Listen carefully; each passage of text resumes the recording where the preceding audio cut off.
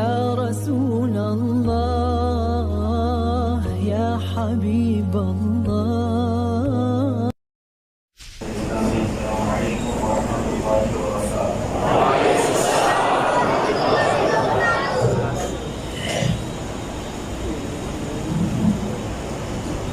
الحمد لله الرحمن المنان الذي خلق الإنسان وعلمه البيان. الصلاة والسلام على رسوله سيد الإنس والجان وعلى آله وأصحابه ذوي الخير والإحسان، أما بعد فأعوذ بالله من الشيطان الرجيم. بسم الله الرحمن الرحيم. إن الله مع الذين اتقوا والذين هم محسنون. صدق الله مولانا العظيم وبلغنا رسوله النبي الأمين المكين المختار الكريم، ونحن على ذلك من الشاهدين والشاكرين والحمد لله رب العالمين. بارگاہ رسالت محمد صلی اللہ علیہ وسلم میں درود پاک کا ہدیہ پیش کریں.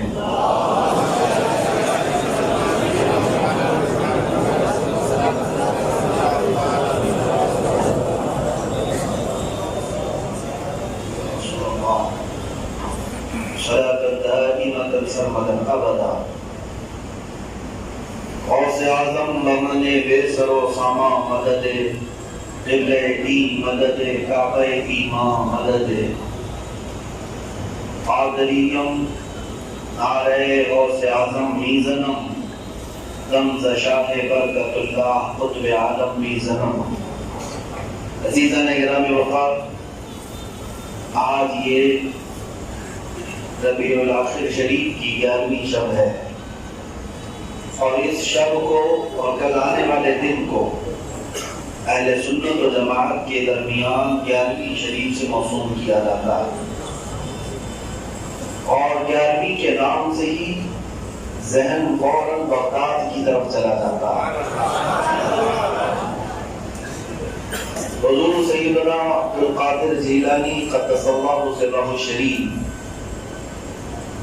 جن کو محی الدین بھی کہا جاتا ہے، غوث الاعظم بھی کہا جاتا ہے، القاب بے شمار ہیں.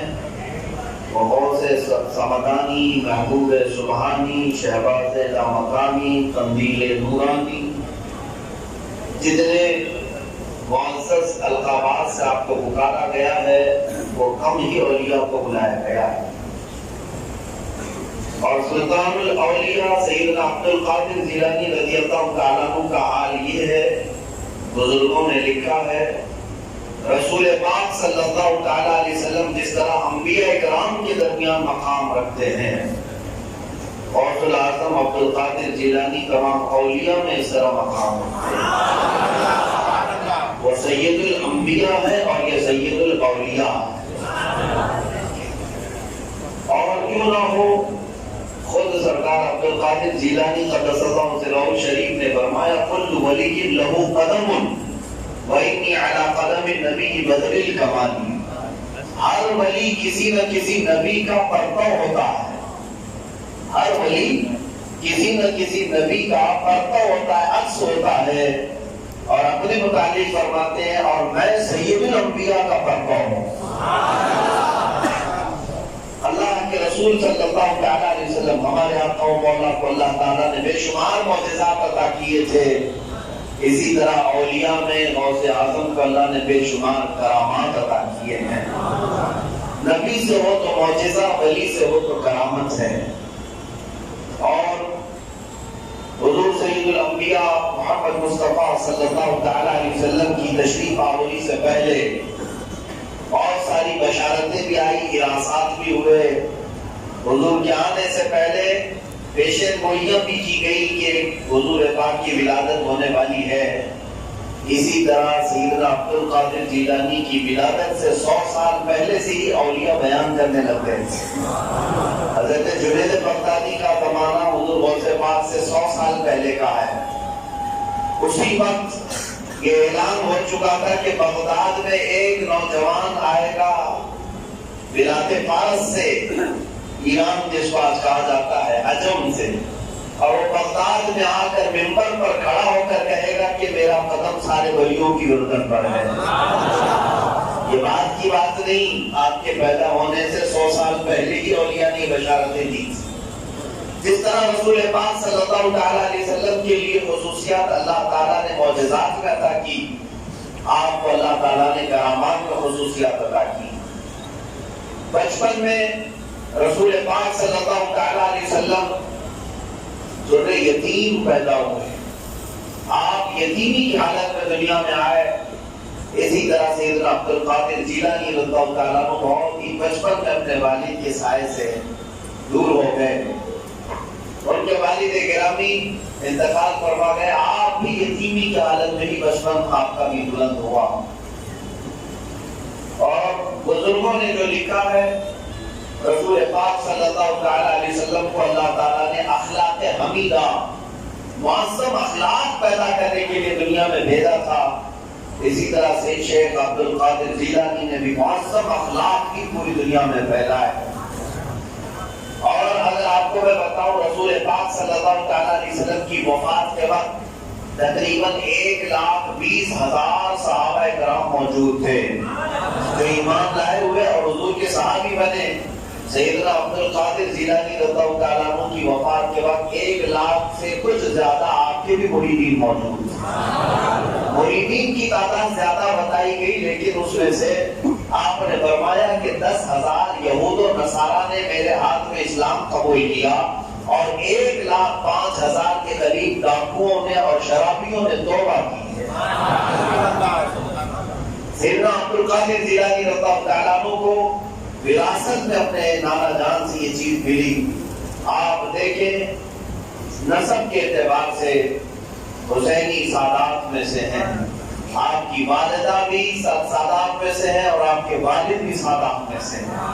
آپ نجیب الطرفین تھے، ایک طرف آپ کی طرف سے حسینی سادات، ماں کی طرف سے حسنی سادات۔ آپ حسنی بھی ہیں، حسینی بھی ہیں، اور خود آپ اپنے قصیدہ توصیہ میں فرماتے ہیں انا الحسنی والمخدع مقامی، آپ اپنے والد کی طرف سے حسنی ہیں، ماں کی طرف سے حسینی ہیں۔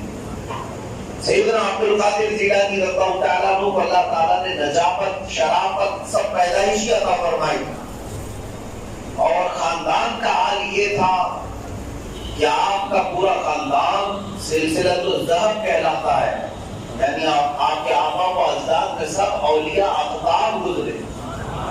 آپ کے والد گرامی ابو صالح موسیٰ جنگی دوست، اور آپ کی والدہ مکرمہ سیدہ ام الخیر، یہ دونوں کا جوڑا اس وقت مثالی تھا۔ نہ ابو صالح کی طرح کوئی اس زمانے میں متقی اور پرہیزگار تھا، نہ ام الخیر کی طرح کوئی پاک بار عورت تھی۔ دنیا کی سب سے عظیم اتقاء اور پرہیزگار میں سے امام مانے جاتے تھے۔ اور آپ کے متعلق، آپ کے خاندان کے متعلق یہ بھی باتیں مشہور ہیں کہ آپ کے نانا حضرت عبداللہ صومعی ایک بڑے پاک کمال ولی تھے، آپ کے دادا بھی اولیاء کاملین میں سے تھے۔ یہاں تک کہ میرے عزیزوں، جب آپ کی ولادت کا وقت آیا تو ان معظم و مکرم والدین سے جب آپ کی پیدائش ہوئی، رمضان کا پہلا دن تھا جب سلطان الاولیاء عبد القادر جیلانی کی ولادت ہوئی تھی، اور صبح آپ کی ولادت ہوئی، شام افطار تک آپ نے اپنی ماں کے دودھ کو منہ تک نہیں لگایا، اور آپ کا یہ معمول رہا پورے رمضان میں۔ بچپن میں جس سال پیدائش ہوئی اس سال ہی کی بات ہے کہ آپ سحری سے لے کر افطار تک دودھ کا ایک قطرہ بھی نہیں پیتے تھے، جبکہ روزے کی فرضیت تو بلوغت کے بعد ہوتی ہے، آدمی بالغ ہو جائے اس کے بعد اس پر وہ احکام کا مکلف ہوتا ہے، لیکن آپ ماں کی گود سے شریعت مصطفیٰ کی پاسداری کر رہے ہیں۔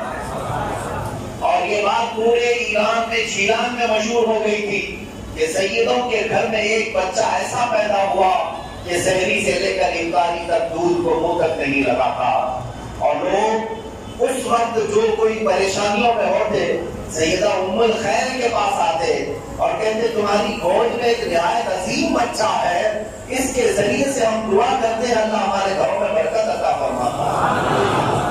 میرے عزیزوں، یہ وراثت میں ملی ہوئی چیز ہے یہی بات تو سید الانبیاء صلی اللہ تعالیٰ علیہ وسلم کی ہے کہ جب آپ حلیمہ سعدیہ کی گود میں تھے تو حضرت حلیمہ سعدیہ کی ساری بکریاں دودھ کے تھنوں سے بھری ہوئی ہوتی تھی. قبیلہ بنو سعد ایک رات بھی بھوکا نہیں سوتا. یہاں تک کہ اگر کسی کے گھر میں واقعہ بھی چلتا تو لوگ سیدھے کہتے جاؤ حلیمہ کے گھر میں دودھ ملے گا ہی ملے گا, کیونکہ وہاں مبارک محمد کی پرورش ہو رہی ہے. اسی طرح جب ام الخیر کی گود میں سیدنا عبد القادر جیلانی کی پرورش ہوتی تھی, پورے جیلان والے اپنی مصیبتوں کے حل کے لیے اسی گھر میں آیا کرتے تھے اور یہاں سے کچھ نہ کچھ لے کر کے جایا کرتے تھے. اور آپ کو ایک بات میں بتاؤں کہ پیدائشی اولیاء میں چند ہی اولیاء کا ذکر آتا ہے, اس میں سلطان الاولیاء سیدنا عبد القادر جیلانی کا بھی ذکر ہے. وہ اس طرح کہ آپ کی والدہ کہتی ہیں کہ میں حمل سے تھی, میرے پیٹ میں جب عبد القادر تھے, پردے کی نہایت پابند خاتون. ایک بار گھر کے باہر ایک فقیر کوئی آیا بھیک مانگنے کے لیے, اور کوئی بھی آتا تو اس گھر سے واپس نہیں جاتا. ام الخیر فرماتی ہے کہ میں اپنے گھر سے کچھ چیزیں لے کر اس کو خیرات کرنا چاہتی ہوں. اچانک میرے پیٹ میں مروڑ شروع ہو گئی, اتنی تیز کہ میں اپنا پیٹ پکڑ کر پیچھے ہٹ گئی. پھر تھوڑی دیر کے بعد پیٹ صحیح ہوا تو پھر اٹھی خیرات کرنے کے لیے. پھر مجھے ایسا لگا اندر سے کسی نے چوٹی کاٹ لی ہے, بچہ میرا تیزی سے مجھے مروڑ رہا ہے, کاٹ رہا ہے. پھر میں پیٹ پکڑ کر باہر اندر بیٹھی رہ گئی. 2 سے 3 مرتبہ اس طرح ہوا, میں خیرات دے نہیں سکی. فقیر چلا گیا, فقیر وہاں سے باہر چلا گیا. تھوڑی دیر کے بعد محلے میں شور ہوا. پتہ یہ چلا کہ فقیر نہیں وہ ایک ڈاکو آیا تھا, عورتوں کی عزت پر حملہ کر رہا. گھر گھر جا کر جو عورت تنہا ملتی اس کا ہاتھ پکڑ کر کھینچتا یا اس کی عزت پر حملہ کرتا. ام الخیر فرماتی ہیں اس کے بعد مجھے احساس ہوا کہ میرے پیٹ میں جو مروڑ ہو رہی تھی وہ اسی طرح نہیں, عبد القادر پیٹ میں بیٹھ کر کے بھی ڈاکوؤں سے بچا رہا ہے. جو پیدا ہونے سے پہلے اپنی ماں کی حفاظت کرتا ہو اور اللہ نے اسے مقام حیثیت جب عطا کیا ہے تو بغداد میں بیٹھ کر ہم غلاموں کی کیسے دستگیری نہ کریں. اسی لیے تو آل آدھر پاس نے پرہیز بھی نہیں ہوں عرض کیا تھا بارگاہ حیثیت میں, میری قسمت کی قسم کھائے سگانے بغداد, ہند میں رہ کے بھی دیتا رہوں پہرا تیرا. اور عزیزان گرامی اب بات اگر میں کہوں سیرت غوث اعظم میں بڑی باتیں ہیں, میں تھوڑی سی باتیں عرض کر کے اصل آپ کو جو چیز چاہیے اس کی طرف میں آتا ہوں. کہ اصل سیرت غوث پاک رضی اللہ تعالیٰ عنہ کو ہر جوان بچے کو پڑھنا چاہیے. پہلے ایسا ہوتا تھا, میں خود اپنے بچپن کی بات بتاؤں, تحدیث نعمت کے لیے کہ بچپن میں سونے کے وقت ہمارے ماں یا ہمارے گھر کی بڑی عورتیں اگر کہانیاں سناتی تھی تو غوث پاک کی کہانیاں سناتی, صحابہ کی سناتی. آج بھی ہوں گے بہت سارے گھروں. ہم نے کتاب میں شاید کبھی پڑھا ہو یا بہت زمانے کے بعد پڑھا ہو, لیکن بچپن سے بستروں میں سوتے ہی ہمیں یہ واقعہ معلوم تھا کہ وہ جیلان سے بغداد کا سفر کر رہے تھے, بیچ میں ڈاکوؤں نے حملہ کیا تھا. بچوں نے سنا ہوگا. ہم بڑے شوق سے یہ بار بار کہانی سنتے تھے اور بار بار کہتے بھی تھے کہ یہ کہانی ہمیں پھر سے سنائے. ڈاکوؤں نے حملہ کیا. شیخ عبد القادر جیلانی قدس اللہ سرہ شریف کو ان کی ماں نے 40 دینار جبے میں سلکے دیے تھے, اور آپ سے ڈاکو نے جب پوچھا تمہارے پاس بھی کچھ ہے تو آپ نے کہا ہاں ہے. اور یہاں رک کر کے مائیں نصیحت کرتی تھی کہ بیٹا دیکھو سچ ہی بولنا چاہیے اور جھوٹ کبھی نہ کہیں, چاہے تمہاری جان جانے نہ آئے, جان پر کوئی چیز آ جائے.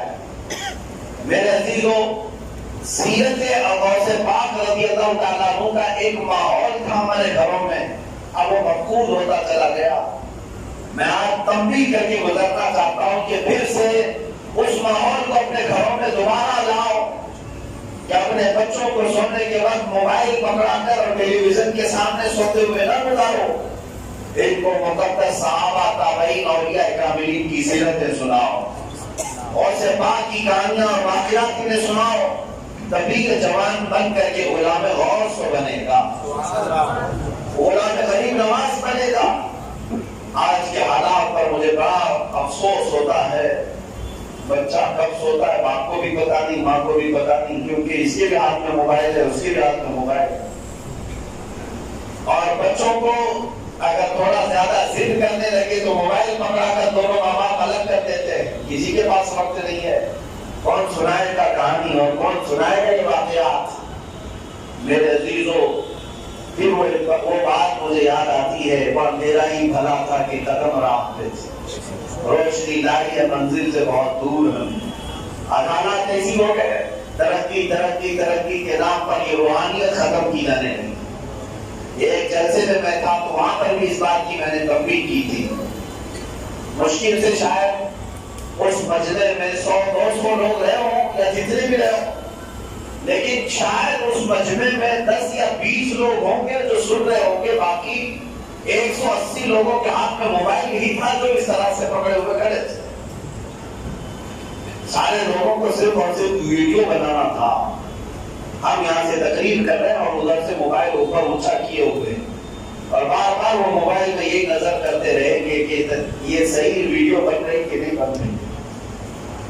میں نے محسوس کیا کہ یہ روحانیت ختم ہوتی چلی جا رہی ہے، اور میں نے ان جوانوں سے مشورہ کیا، ان سے میں نے مشورتاً یہ عرض کیا کہ اگلی بار جب میں مجمع میں آؤں تو ایک کام کریں، کسی ایک آدمی کو وکیل بنا کر سارے موبائل بھیج دیں، آپ اپنے گھروں میں بیٹھے رہیں تاکہ موبائل ہی ہماری تقریر سن کر کے چلے جائیں۔ اگر یہی ہونا ہے، یعنی ریکارڈنگ کے لیے ایک دو ٹھیک ہے، ہر کوئی اگر یہی کرنے لگتا ہے تو پھر یہ روحانیت اور اس کے تمام اثرات ختم ہونے لگ جاتے ہیں۔ میں یہ بیچ میں جملہ معترضہ کے طور پر عرض کیا، تربیت کے لیے میں کہوں گا کہ جب آپ اپنے بچوں کے ساتھ تنہائی میں ہو یا رات کا وقت ہو تو انہیں اولیاء کاملین سلف صالحین کے واقعات کی سناؤ۔ آپ کو ایسا لگتا ہوگا کہ یہ سمجھ نہیں پائے گا بچہ میرا، میں سناؤں گا تو اس کو جملے ہاتھ لگے گا، ایسا کبھی مت سوچنا، اس لیے کہ ان اولیاء کے ناموں میں بھی اتنی برکت ہے کہ گونگے بھی بولنے لگتے ہیں، اور وہ جس ذہن میں جاتے ہیں موت تک ان کے ذہن سے اور دل سے وہ واقعات ختم نہیں ہوتے۔ آپ کا کام ہے سنانا، اور مولا تبارک و تعالیٰ کی شان ہے ان کے دلوں میں بٹھانا۔ آپ نے اگر کوشش ہی نہیں کی تو یہ آج کے نوجوان جس طرح سے بھولتے جا رہے، ایک زمانہ آئے گا کہ پھر انہیں شیخ عبدالقادر جیلانی غوث اعظم کا نام بھی یاد نہیں رہ جائے گا۔ عزیزان گرامی، یہ محفلیں بھی ہونی چاہیے لیکن اپنے گھروں میں تربیت کا ماحول بھی ہونی چاہیے۔ اب سیرت کے چند گوشے آج میں آپ کے حوالے کر رہا ہوں، اس نیت سے حوالے کر رہا ہوں کہ ہر باپ اس کو محفوظ رکھے اور اپنے بچوں کو یہ تمام چیزیں منتقل ضرور کرے گا، اپنے بچوں تک اس کو ٹرانسفر کرتا رہے گا۔ سیدنا غوث اعظم عبدالقادر جیلانی رضی اللہ عنہ اپنی ماں کے سائے عاطفت میں پلتے رہے۔ جیلان آپ کا گاؤں ہے، جیلان ایران کا ایک علاقہ ہے، آج بھی ہے، وہاں آپ کی ولادت ہوئی۔ بچپن میں جب آپ کی عمر 5-6 سال کی ہوئی تھی یا 7 سال کی، جب آپ قریب کے مدرسے میں جاتے تھے، ایک مرتبہ کا واقعہ آپ خود بتاتے ہیں، ایک گائے مجھے اچھی لگی تو گائے کے پیچھے پیچھے میں چلتا رہا کہ اس گائے کو پکڑ لوں۔ بچے کبھی گائے بچڑے کو کھیلنے کے لیے پکڑنا چاہتے ہیں، وہ گائے پیچھے مڑتی اور کہتی ہے الہذا خلقت ام بہذا امرت یا عبدالقادر، اے عبدالقادر کیا تجھے اللہ نے اس کام کے لیے پیدا کیا کہ میرا پیچھا کرے، یا اللہ نے تجھے اس کا حکم دیا ہے کہ میرے ساتھ کھیل کود کرے؟ گائے نے جب یہ کہا، وہ سلطان الاولیاء ہیں، پھر میں بات عرض کروں، اس طرح اللہ نے سید الانبیاء کو معجزات میں جانوروں کی بولیاں عطا کی تھی، اس سید الاولیاء کو بھی کرامات میں جانوروں کی بولیاں بھی عطا فرمائی۔ آپ نے اس دن سے فرمایا پھر کبھی میرا ذہن کھیلنے کودنے کی طرف تک نہیں گیا۔ گائے سے کھیلنا تو کوئی بڑی بات نہیں تھی، یہاں تو بڑے بڑے کھیل کھیلتے ہیں، بڑے بڑے کھیل، اور پورا دن کھیلوں میں گزارا جاتا ہے، لیکن غوث پاک فرماتے ایک بار میرا ارادہ ہوا تھا کہ گائے سے کھیلنے اور اس کو دوڑائیں، لیکن اس گائے نے پلٹ کر جب یہ کہا کہ اللہ نے تجھے اس کے لیے پیدا کیا یا اس کام کا تجھے اللہ نے حکم دیا، میں پلٹ آیا مدرسے کی طرف اور زندگی میں کبھی کھیلنے کا خیال تک نہیں آیا۔ میں قادری غلاموں سے کہتا ہوں جن کی پوری رات گیم میں گزر جاتی ہے، کھیلنے میں، جو اپنا فاضل وقت بچتا ہے تو لوگ یہ کہتے ہیں ٹائم پاس کرنے کے لیے گیم کھیلتے ہیں، گیم کھیلتے ہیں۔ تمہیں پتا نہیں کئی گیم ایسے جو حرام ہیں، تمہاری نیکیاں کھا جاتے، ضائع کرتے ہیں، تمہیں خبر بھی نہیں ہوتی۔ ان گیموں میں جا کر کے تم اپنی اخلاق بھی تباہ کر رہے ہو، بسا اوقات ایمان بھی تباہ کر رہے ہو، اور ان ظالموں کی دنیا نے آج تمہیں اپنے جال میں پھانسنے کے لیے کئی راستے بنائے ہیں، ان میں سے ایک راستہ یہ کھیل کود کا ہے۔ گیموں کی دنیا میں تمہیں ایسا مست کیا جاتا ہے۔ چند سال پہلے میں نے مرتے ہوئے بھی جوانوں کو دیکھا PUBG کے نام پر، کوئی کہاں مر رہا ہے جوانی کے عالم میں، اس کے ہاتھوں میں راشا تاری ہے، کسی کے بدن میں کپکپی تاری ہے، کیونکہ ایسا ایڈکٹ ہو گیا ہے جیسا نشہ خور ڈرگس لینے والا۔ اس طرح کچھ لوگوں کو میں نے کھیل کود کا عاشق دیکھا ہے۔ میرے عزیزو، قرآن نے یوں ہی نہیں کہا کہ یہ دنیا لہو و لعب کی جگہ ہے، اگر تم اس میں مصروف ہو گئے تو پھر اس سے موت تک نکل نہیں پاؤ گے، موت تک نکل نہیں پاؤ گے۔ اور سے بات رضی اللہ تعالیٰ عنہ کی آج اس میں دل پاک سے میں آپ سب کو میسج دینا چاہوں گا کہ اپنے فاضل اوقات میں ٹرین کا سفر کر رہے ہیں، بس میں بیٹھے ہوئے ہیں، کسی کا انتظار ہو رہا ہے، کیا کہتے ہیں نوجوان، ارے ٹائم بہت ہے، ابھی لاؤ تھوڑا سا گیم کھیل لیتے ہیں۔ کبھی یہ نہیں کہا لاؤ تھوڑی دیر استغفار کر لیتے ہیں، لاؤ تھوڑی دیر اللہ کے حبیب پر درود پاک پڑھ لیتے ہیں۔ یہ بھی تو وقت تھا تمہارے پاس۔ اسی لیے میں نے مصر میں کئی جگہ پر یہ اسٹیکر لگے ہوئے دیکھے، اجعلوا الانتظار بالاستغفار، اپنے انتظار کو، اپنے ویٹنگ ٹائم کو استغفار میں گزارو، استغفار کرو، استغفر اللہ ربی من کل ذنب واتوب الیہ۔ اور اگر اور وقت تمہارے پاس میسر آئے تو میرے عزیزو، ان خالی اوقات میں اپنے نبی پاک پر درود کیوں نہیں بھیجتے؟ کیا اس سے زیادہ بہتر کوئی غذا ہے تمہارے لیے؟ تمہاری روح کی بھی غذا ہے، جسم کی بھی غذا ہے، اور درود پاک جب کثرت سے پڑھو گے تو میرے نبی کا قرب بھی ملے گا۔ گیم کھیلنے سے کیا مل رہا ہے؟ جو کیا ملتا کیا ہے؟ ٹائم تو ضائع ہو گیا کھیل کود میں، نہ تمہارا ذہن کچھ صاف ہو سکا، نہ تمہیں مالی کچھ مدد آ سکی، سوائے اس کے کہ اس کا نشہ چڑھا اور کچھ بھی نہیں ہوتا۔ لیکن اسی اوقات کو اگر مصطفیٰ کریم کی بارگاہ میں محبت سے نذرانے درود میں لگاؤ گے تو ہر آن تمہاری ترقی کی ہوگی، ہر گھڑی تمہاری مصطفیٰ کریم کی بارگاہ میں مقبولیت کی ہوگی۔ میں آگے عرض کرتا ہوں، اور سے بات اللہ تعالیٰ نے بچپن کبھی کھیل کود میں نہیں گزارا۔ جو بچے آج کھیل کود کے عاشق ہیں وہ غوث پاک کا نام لیتے ہیں تو اپنے کھیلوں میں کمی کریں۔ اللہ نے تمہیں کھیل کود کے لیے نہیں پیدا کیا۔ آج یہی تو حال ہے، جس قوم کے ہاتھوں میں تلواریں دیکھ کر پوری دنیا دہشت زدہ ہوتی تھی، اس قوم کے ہاتھ میں ہاکی اور بیٹ پکڑایا گیا ہے، گلی ڈنڈے پکڑائے گئے۔ اب ظاہر سی بات ہے تمہارے ہاتھوں کی رونق چلی گئی۔ آپ کو پتا ہے میں نے ابھی چند دنوں پہلے کی بات ہے، ایک مطالعے میں پڑھا سیدنا خالد بن ولید رضی اللہ تعالیٰ عنہ کی ایک تلوار 35 کلو کی تھی، 35 کلو کی تلوار، وہ ایک ہاتھ سے چلاتے تھے اور دوسرے ہاتھ سے نیزہ بھی پکڑتے تھے اور ڈھال بھی پکڑتے تھے۔ اور ڈھال کتنے کلو کی ہوتی تھی؟ تو کہا 45 کلو۔ لاؤ ایسا جوان میرے سامنے، میرے عزیزو، وہ گھوڑوں کی رکابیں بھی تھامتے تھے، دونوں ہاتھوں میں یہ جنگی سامان بھی، اور اپنے جسم پر لوہے کی زرہ بھی پہنتے۔ ان کو جو قوت حاصل تھی، ایسا مت سمجھنا کہ وہ بہت کاجو بادام کھاتے تھے اور بہت کچھ جیم کرتے تھے۔ آج تم نے اتنے ساری چیزیں مرغن کھا کر کے بھی وہ روحانی طاقت حاصل نہیں کر سکے۔ تمہاری باڈی اور تمہاری طاقت اور تمہاری کھیل کو صرف اور صرف مظلوموں کو مکہ دکھانے کی طاقت لگے گئے، باقی ان کی جو طاقتیں تھی میرے عزیز، اللہ نے انہیں روحانی طاقتیں عطا کی تھی۔ کیوں؟ اس لیے کہ انہوں نے اپنے جسموں پر اپنے اوقات کو کھیل کود میں نہیں بنایا تھا، بلکہ اللہ اس کے رسول کی رضا کے لیے اپنا ہر وقت انہوں نے بتایا تھا۔ اعلیٰ حضرت اسی نے فرمایا دل لہو میں کھونا تجھے، شب صبح تک سونا تجھے، شرم نبی خوف خدا یہ بھی نہیں وہ بھی نہیں۔ ان چیزوں سے باز آئے اور سے پاک کی سیرت کا یہ حصہ ہے، اس لیے مجھے یہ بات عرض کرنی پڑی کہ آپ نے زندگی بھر کبھی کھیل کود کی طرف توجہ نہیں فرمائی، کھیل کود کی طرف نہیں۔ کچھ لوگ تفریح قلب کے لیے کچھ چیزیں کر جاتے ہیں، میں اس پر ساری چیزوں پر انکش نہیں لگاتا، لیکن جن لوگوں نے اپنا پورا کا پورا وقت اپنے کھیلوں میں لگایا ہے وہ کل قیامت کے دن کیا جواب دیں؟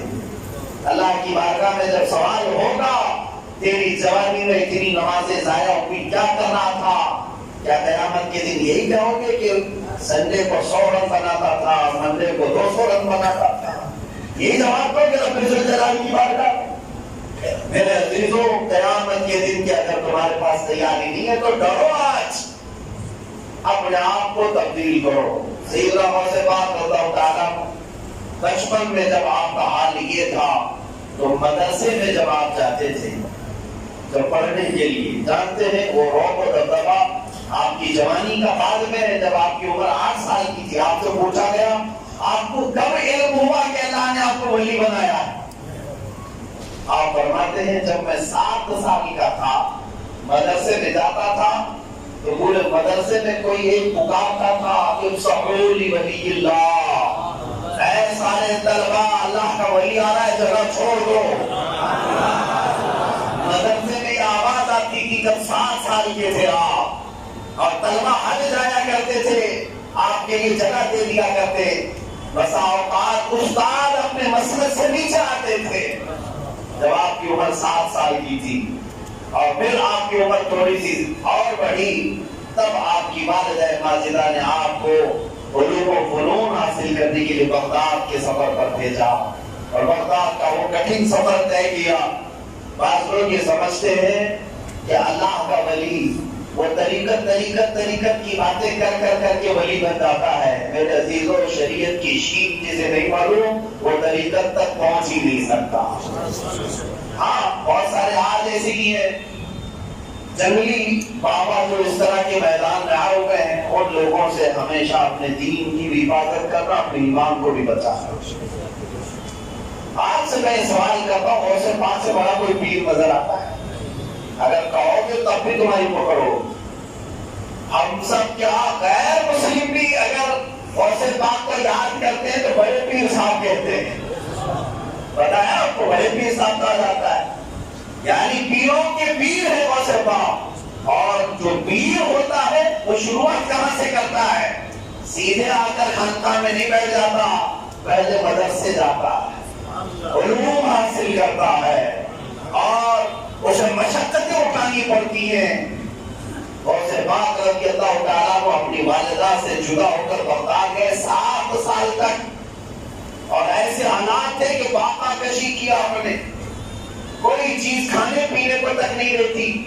پڑھنے کے زمانے کے اگر واقعات میں آپ کو بتاؤں، آپ غوث پاک رضی اللہ تعالیٰ کی زبان سے خود سنے، آپ فرماتے ہیں کہ اکثر اوقات میرے تعلیم کے وقت ایسے آتے تھے کہ میں پتے کھا کر پورا دن گزارتا، درخت کے پتے کھا لیا کرتا، مجھے کھانا میسر نہیں ہوتا، اور کبھی کبھار بھوک کی وجہ سے غشی طاری ہو جاتی تھی، چکر آتے تھے۔ اس حالت میں کہ آپ نے تعلیم کا سلسلہ منقطع نہیں کیا۔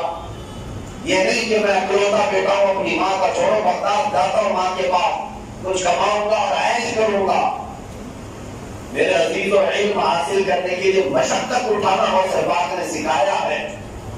اور آپ خود فرماتے ہیں ایک وقت ایسا بھی آیا کہ دریا دجلہ کے کنارے فقیر بیٹھا کرتے تھے، اور وہاں کچھ کھانا گرا ہوا ہوتا وہ چن کے کھاتے، میں وہ کھانا چننے کے لیے بھی چلا گیا جس کا نام لے کر ہم آج بڑی بڑی گرمی کرتے ہیں، اور آج کھانے کی بڑی بڑی دیگیں بناتے ہیں۔ ان کے واقعے کا عالم یہ فرماتے ہیں کہ میں دریا دجلہ کے کنارے گیا تو دیکھا مجھ سے پہلے وہاں 70 فقیر بیٹھے ہوئے تھے، تو مجھے حیا آئی کہ ان کا حصہ مار کرنا کھاؤں، تو اسی پلٹ کر کے آ گیا۔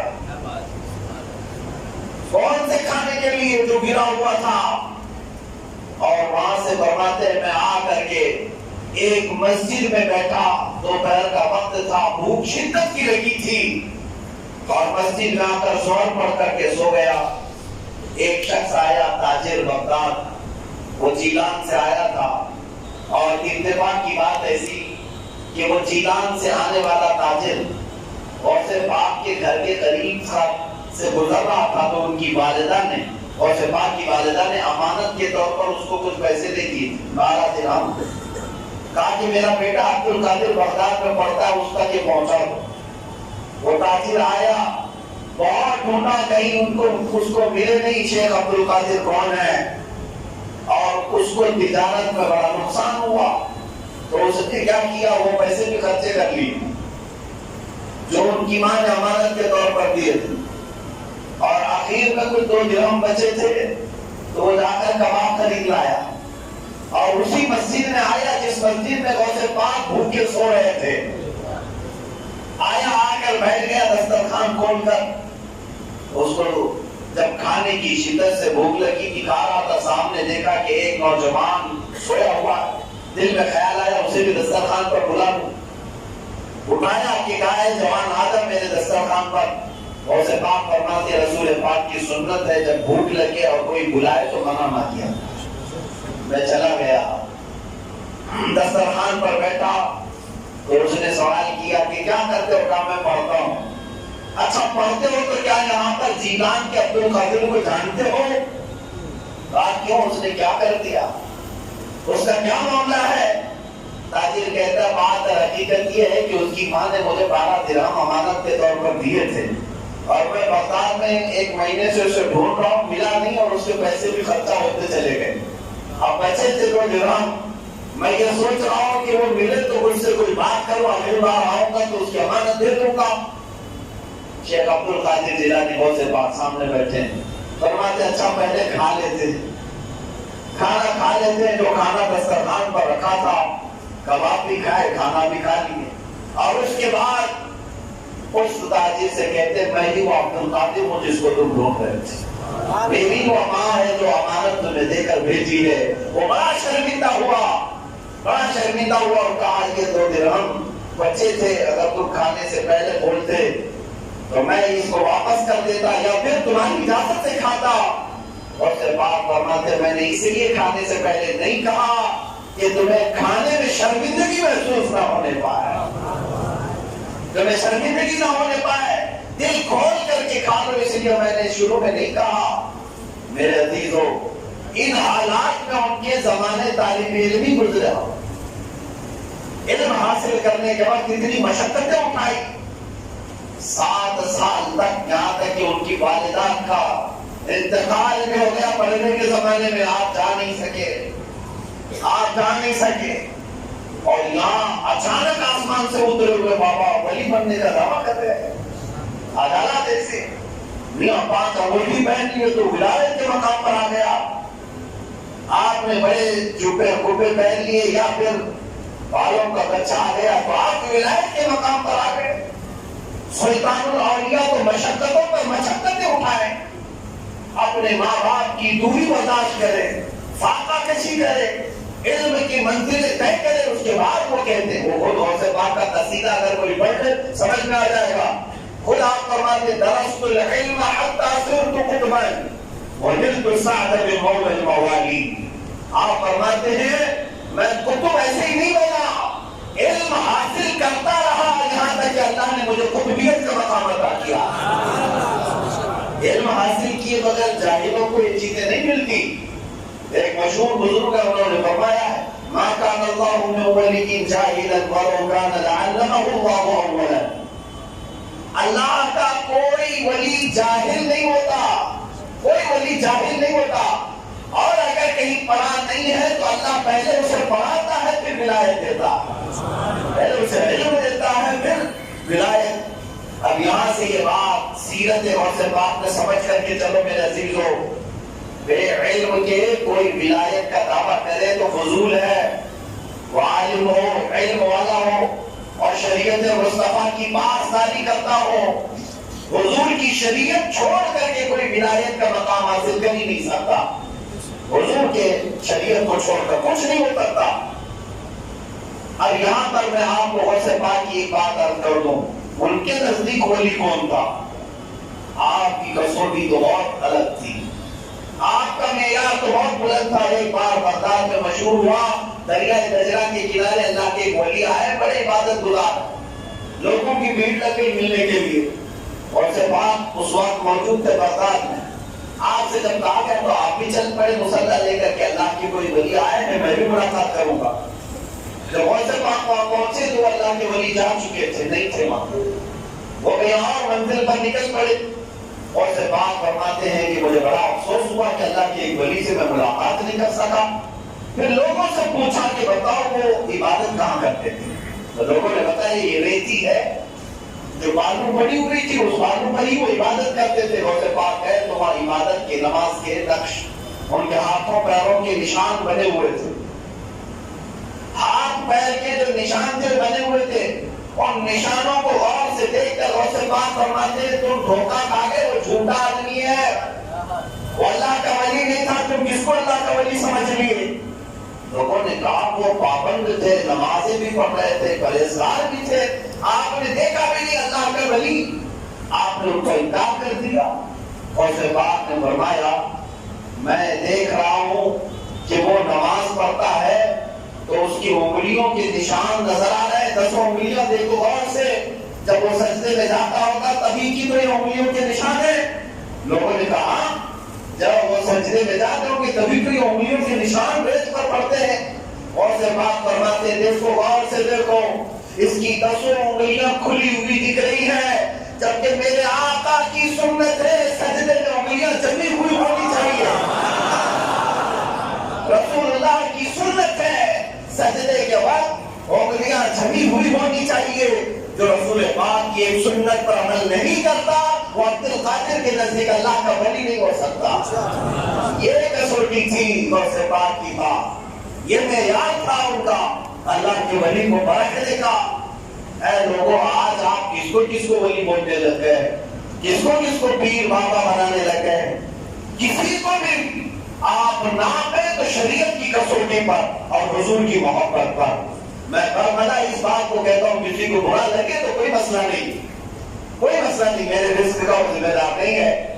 میں اس بات کا اعلان برملا بار بار کہتا ہوں، ہمارے نزدیک کوئی بابا دادا نہیں ہے، ہم اسی بابا کا احترام کرتے ہیں جو ہمیں مصطفیٰ کے قدموں تک پہنچاتا۔ حضور کی محبت کی بات کریں کہ وہ بابا بھی ہے اور دادا بھی ہے، اور جو حضور سے دور کرتا ہے اور حضور کی سنتوں پر عمل نہیں کرتا یا شریعت کو بیٹھ کر کے کھلواڑ بناتا ہو، پھر وہ کون سا بابا؟ وہ بابا نہیں ہے، وہ ڈھکوسلا ہے۔ عزیزان گرامی وقار، یہاں پاس وہ لوگ غوث پاک رضی اللہ تعالیٰ کے متعلق سب سے پہلی بات میں نے کہا بڑے پیر ہیں، سب تسلیم کرتے ہیں، اور آپ کا حال یہ تھا، آپ کے کئی امتحانات ہوئے، کئی امتحانات، آپ خود فرماتے 40 سال تک آپ نے عشاء کے وضو سے فجر کی نماز پڑھی۔ ہاں، ان اوقات میں آپ فرماتے ہیں صرف ایک انگور کے دانے سے میں سحری کرتا اور ایک گلاس پانی سے افطار کرتا۔ مجاہدے، سخت مجاہدے کیا آپ نے عبادتوں کے، اور اس کے علاوہ نمازوں کی پابندی کا حال یہ تھا کہ ایک مرتبہ ایک رات میں آپ کو 10 مرتبہ سے زیادہ احترام کی کیفیت آئی، اور ہر بار ٹھنڈیوں کے دن رات تھی، ہر بار آپ اٹھتے اور ٹھنڈے پانی سے غسل کرتے کہ کہیں میری فجر قضا نہ ہو جائے۔ ہر بار 10 بار سے زیادہ ایک رات میں احترام کی کیفیت آئے، اور ہر بار غسل کرتے کہ فجر قضا نہ ہونے پائے۔ اور یہاں وہ لوگ جو بیٹھ کر کے اپنے مریدین میں قوالی اور دم میں مصروف ہیں، ڈھول بازوں میں ہیں، اذان بھی ہو گئی، نماز بھی ہو گئی، بابا اٹھے ہی نہیں۔ ان سے پوچھا گیا کیوں پیر صاحب پر نماز فرض نہیں ہے؟ کہتے پیر صاحب کہتے ہیں ہم تصور میں نماز پڑھ لیتے ہیں، یا پھر بعض پیر صاحب یہ بھی اپنے مریدین کو کہتے ہیں کہ ہماری نماز کو مت دیکھنا، ہم مکہ اور مدینے میں نماز پڑھتے ہیں، ہم دکھتے کہاں ہیں، بس نماز وہاں پڑھتے ہیں۔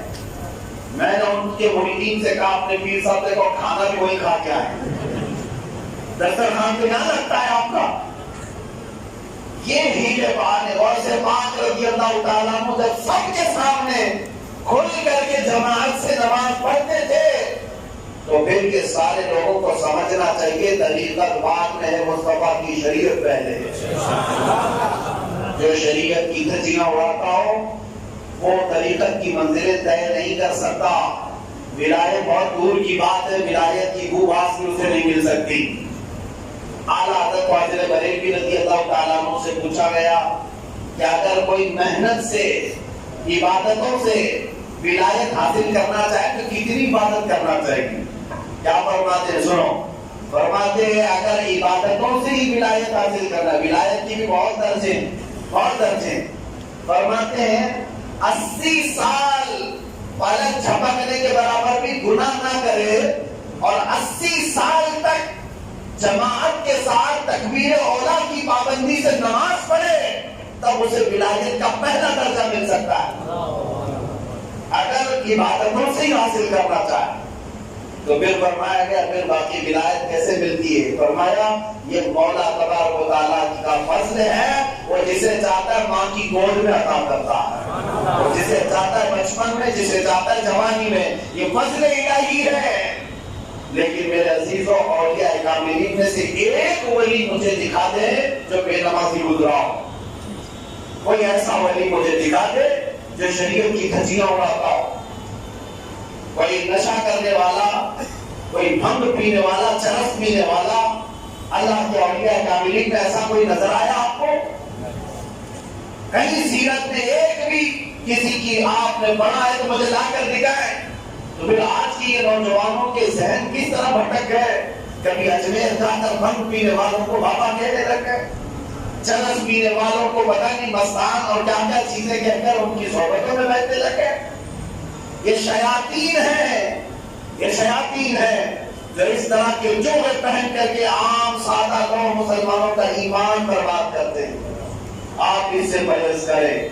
غوث پاک رضی اللہ تعالیٰ عنہ عالم باعمل تھے، شریعت مطہرہ کے تمام علوم جانتے تھے۔ عالم کی بات اگر آئے گا تو میں آپ کو اتنا بھی بتا دوں، اس زمانے کے ایسے عالم تھے، ایک مرتبہ 100 بڑے بڑے فقیہ علماء آئے ان کے مجمع میں۔ فقیہ کا مطلب مفتیوں سے بھی بڑے بڑے علماء اور سے پاک کے دربار میں آئے، اس لیے کہ ہم اپنی طرف سے ایک ایک سوال کریں گے اور ان کا جواب سنیں گے۔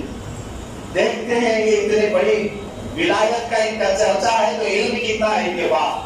وہ 100 علماء آئے مجلس میں بیٹھے اور سے پاک رضی اللہ تعالیٰ عنہ سب کا استقبال کیا اپنے مجمع میں، اور نظریں نیچے جھکا کر پھر آپ نے نظر اٹھائی اور سب کو ایک مرتبہ دیکھا، غور سے دیکھا تو روایات میں ہے کہ وہ جو 100 بڑے بڑے فقیہ علماء آئے تھے، ایک ایک اپنے ذہن میں سوال لے کر آئے تھے، سب کے دلوں سے پتہ نہیں سارے سوالات کا علم بھی ختم ہو چکا تھا۔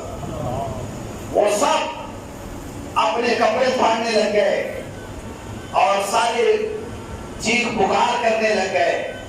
اور سے پاک رضی اللہ تعالیٰ عنہ پھر منبر پر کھڑے ہوئے اور منبر پر کھڑے ہو کر کے ہر ایک جو وہاں پر آیا تھا ایک ایک کا جواب دینے لگے سوال سننے سے پہلے۔ اس میں جتنے فقیہ علماء آئے تھے سبوں نے برملا کہا ہمارا جو کچھ بھی گیا ہے اب وہ اسی قدم کی برکت سے واپس مل سکتا ہے۔ سبوں نے وہاں پر اپنی گردنیں خم کی۔ عزیزان گرامی مقام،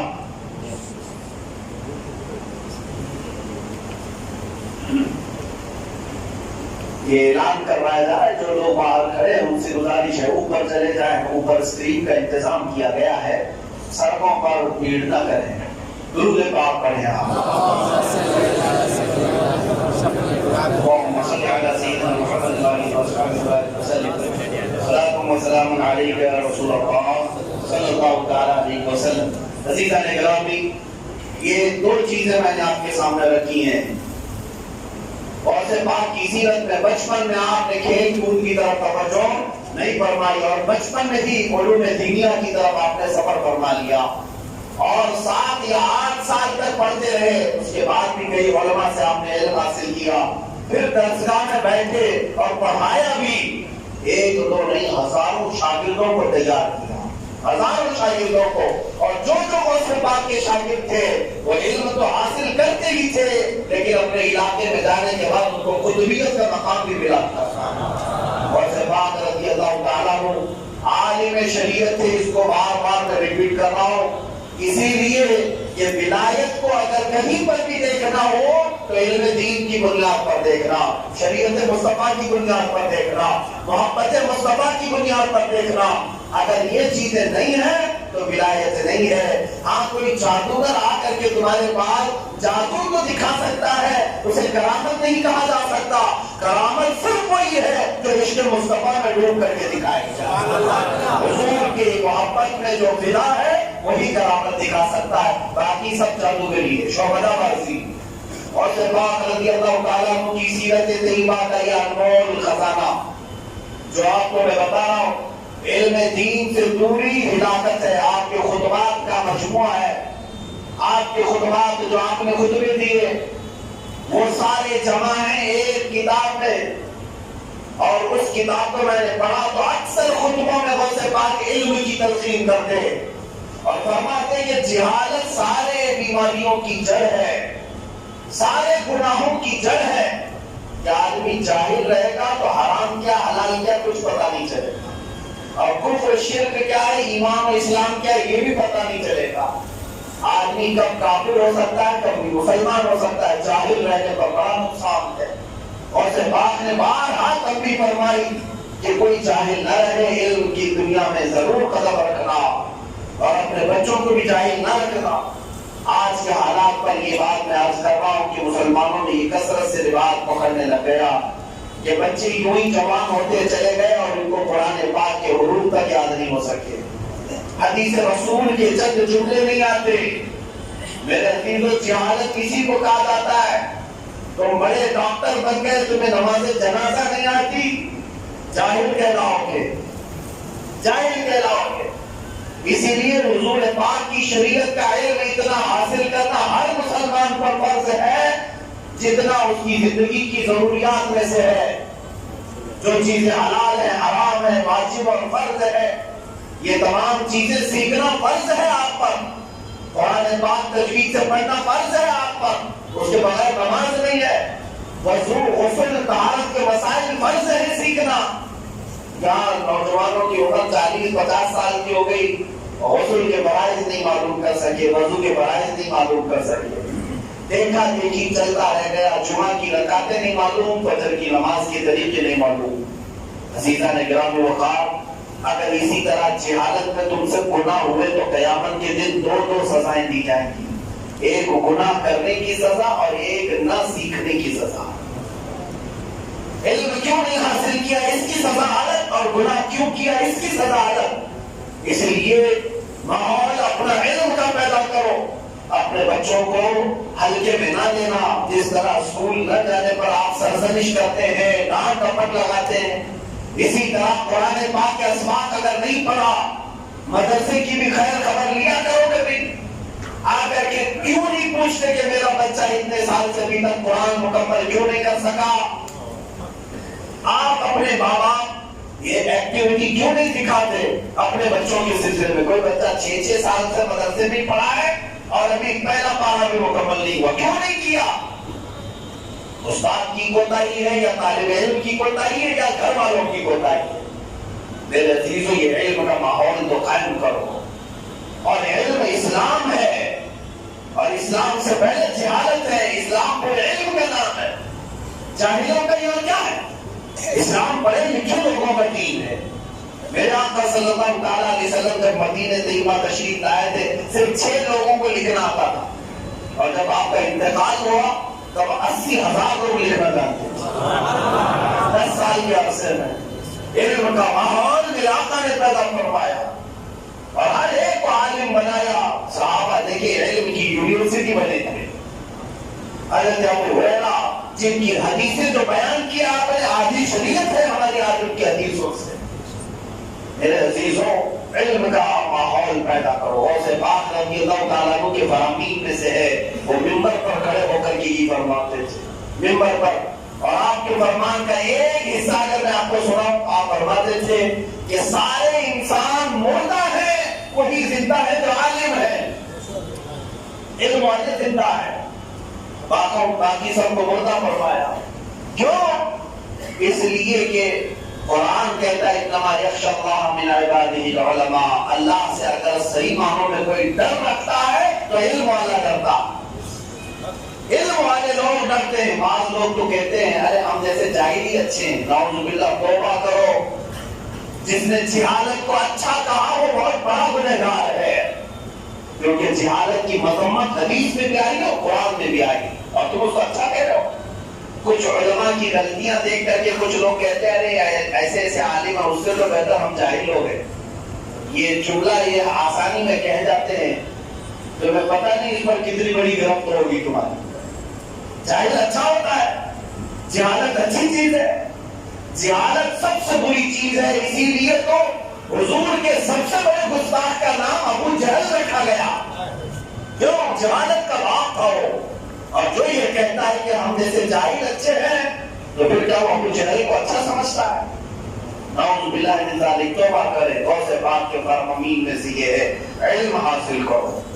علم کے بغیر زندگی نہیں ہے تمہاری، مردہ کی طرح رہیں گے.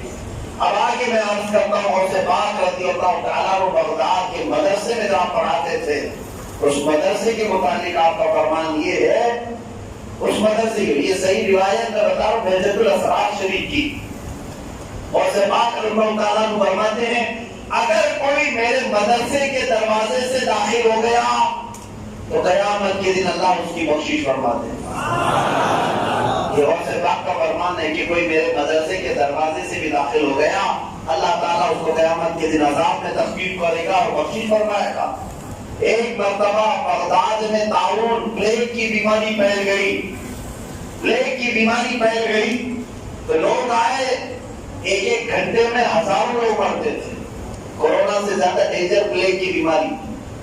کورونا تو پھیلا ہے اور میڈیا سے پھیلا ہے. بہت زیادہ نیتا لوگوں سے، میڈیا سے اور بہت سارے یہ پروٹوکول سے پھیلا ہے. بیماری جو ہے وہ الگ انداز سے پھیلی ہوگی، لیکن پلیگ جو ہے پھیلتا تھا تو ایک دن میں 50-50 ہزار لوگوں کی موت ہوتی تھی. بہت سخت بیماری ہوتی تھی پلیگ. جب بغداد میں طاعون، اس کو طاعون کہتے، یہ بیماری پھیل گئی، لوگ آئے اور سے باپ کی بارگاہ. تو آپ نے کیا فرمایا؟ جاؤ میرے مدرسے کے آس پاس جو گھاس اگی ہے وہ لے جا کر بیماروں کو کھلاؤ. اور ان کے مدرسے کے کنارے ایک کنواں تھا، فرمایا اس کنویں سے پانی لے کر ان کا چھڑکاؤ کرو.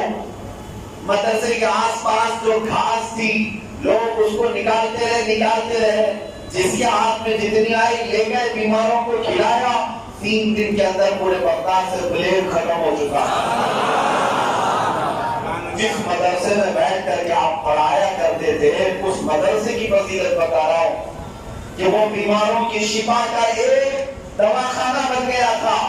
اتنا ہی نہیں، ایک آپ کے مرید ہیں، وہ روتے ہوئے ایک دن آپ کی بارگاہ میں آئے اور کہا کل کی رات میں نے اپنے باپ کو خواب میں دیکھا، میں نے اپنے باپ کو خواب میں دیکھا اور انہوں نے مجھ سے کہا کہ میں عذاب میں مبتلا ہوں، میں عذاب میں مبتلا ہوں. کہا شیخ عبد القادر کے پاس دعا کراؤ. وہ آیا لڑکا اور سے پاس سے یہ کہنے لگا کہ میرے باپ کا ایسا ایسا حال ہے. آپ نے نظر نیچی فرمائی اور تھوڑی دیر کے بعد فرمایا تیرا باپ میرے مدرسے میں کبھی آیا تھا؟ میرے مدرسے میں کبھی آیا تھا؟ تو اس کے بیٹے نے کہا کہ ہاں، ہمارے والد ایک مرتبہ کسی عالم کو اندر داخل کرنے کے لیے آئے تھے. کہا پھر جاؤ، واپس چلے جاؤ. وہ واپس چلا گیا.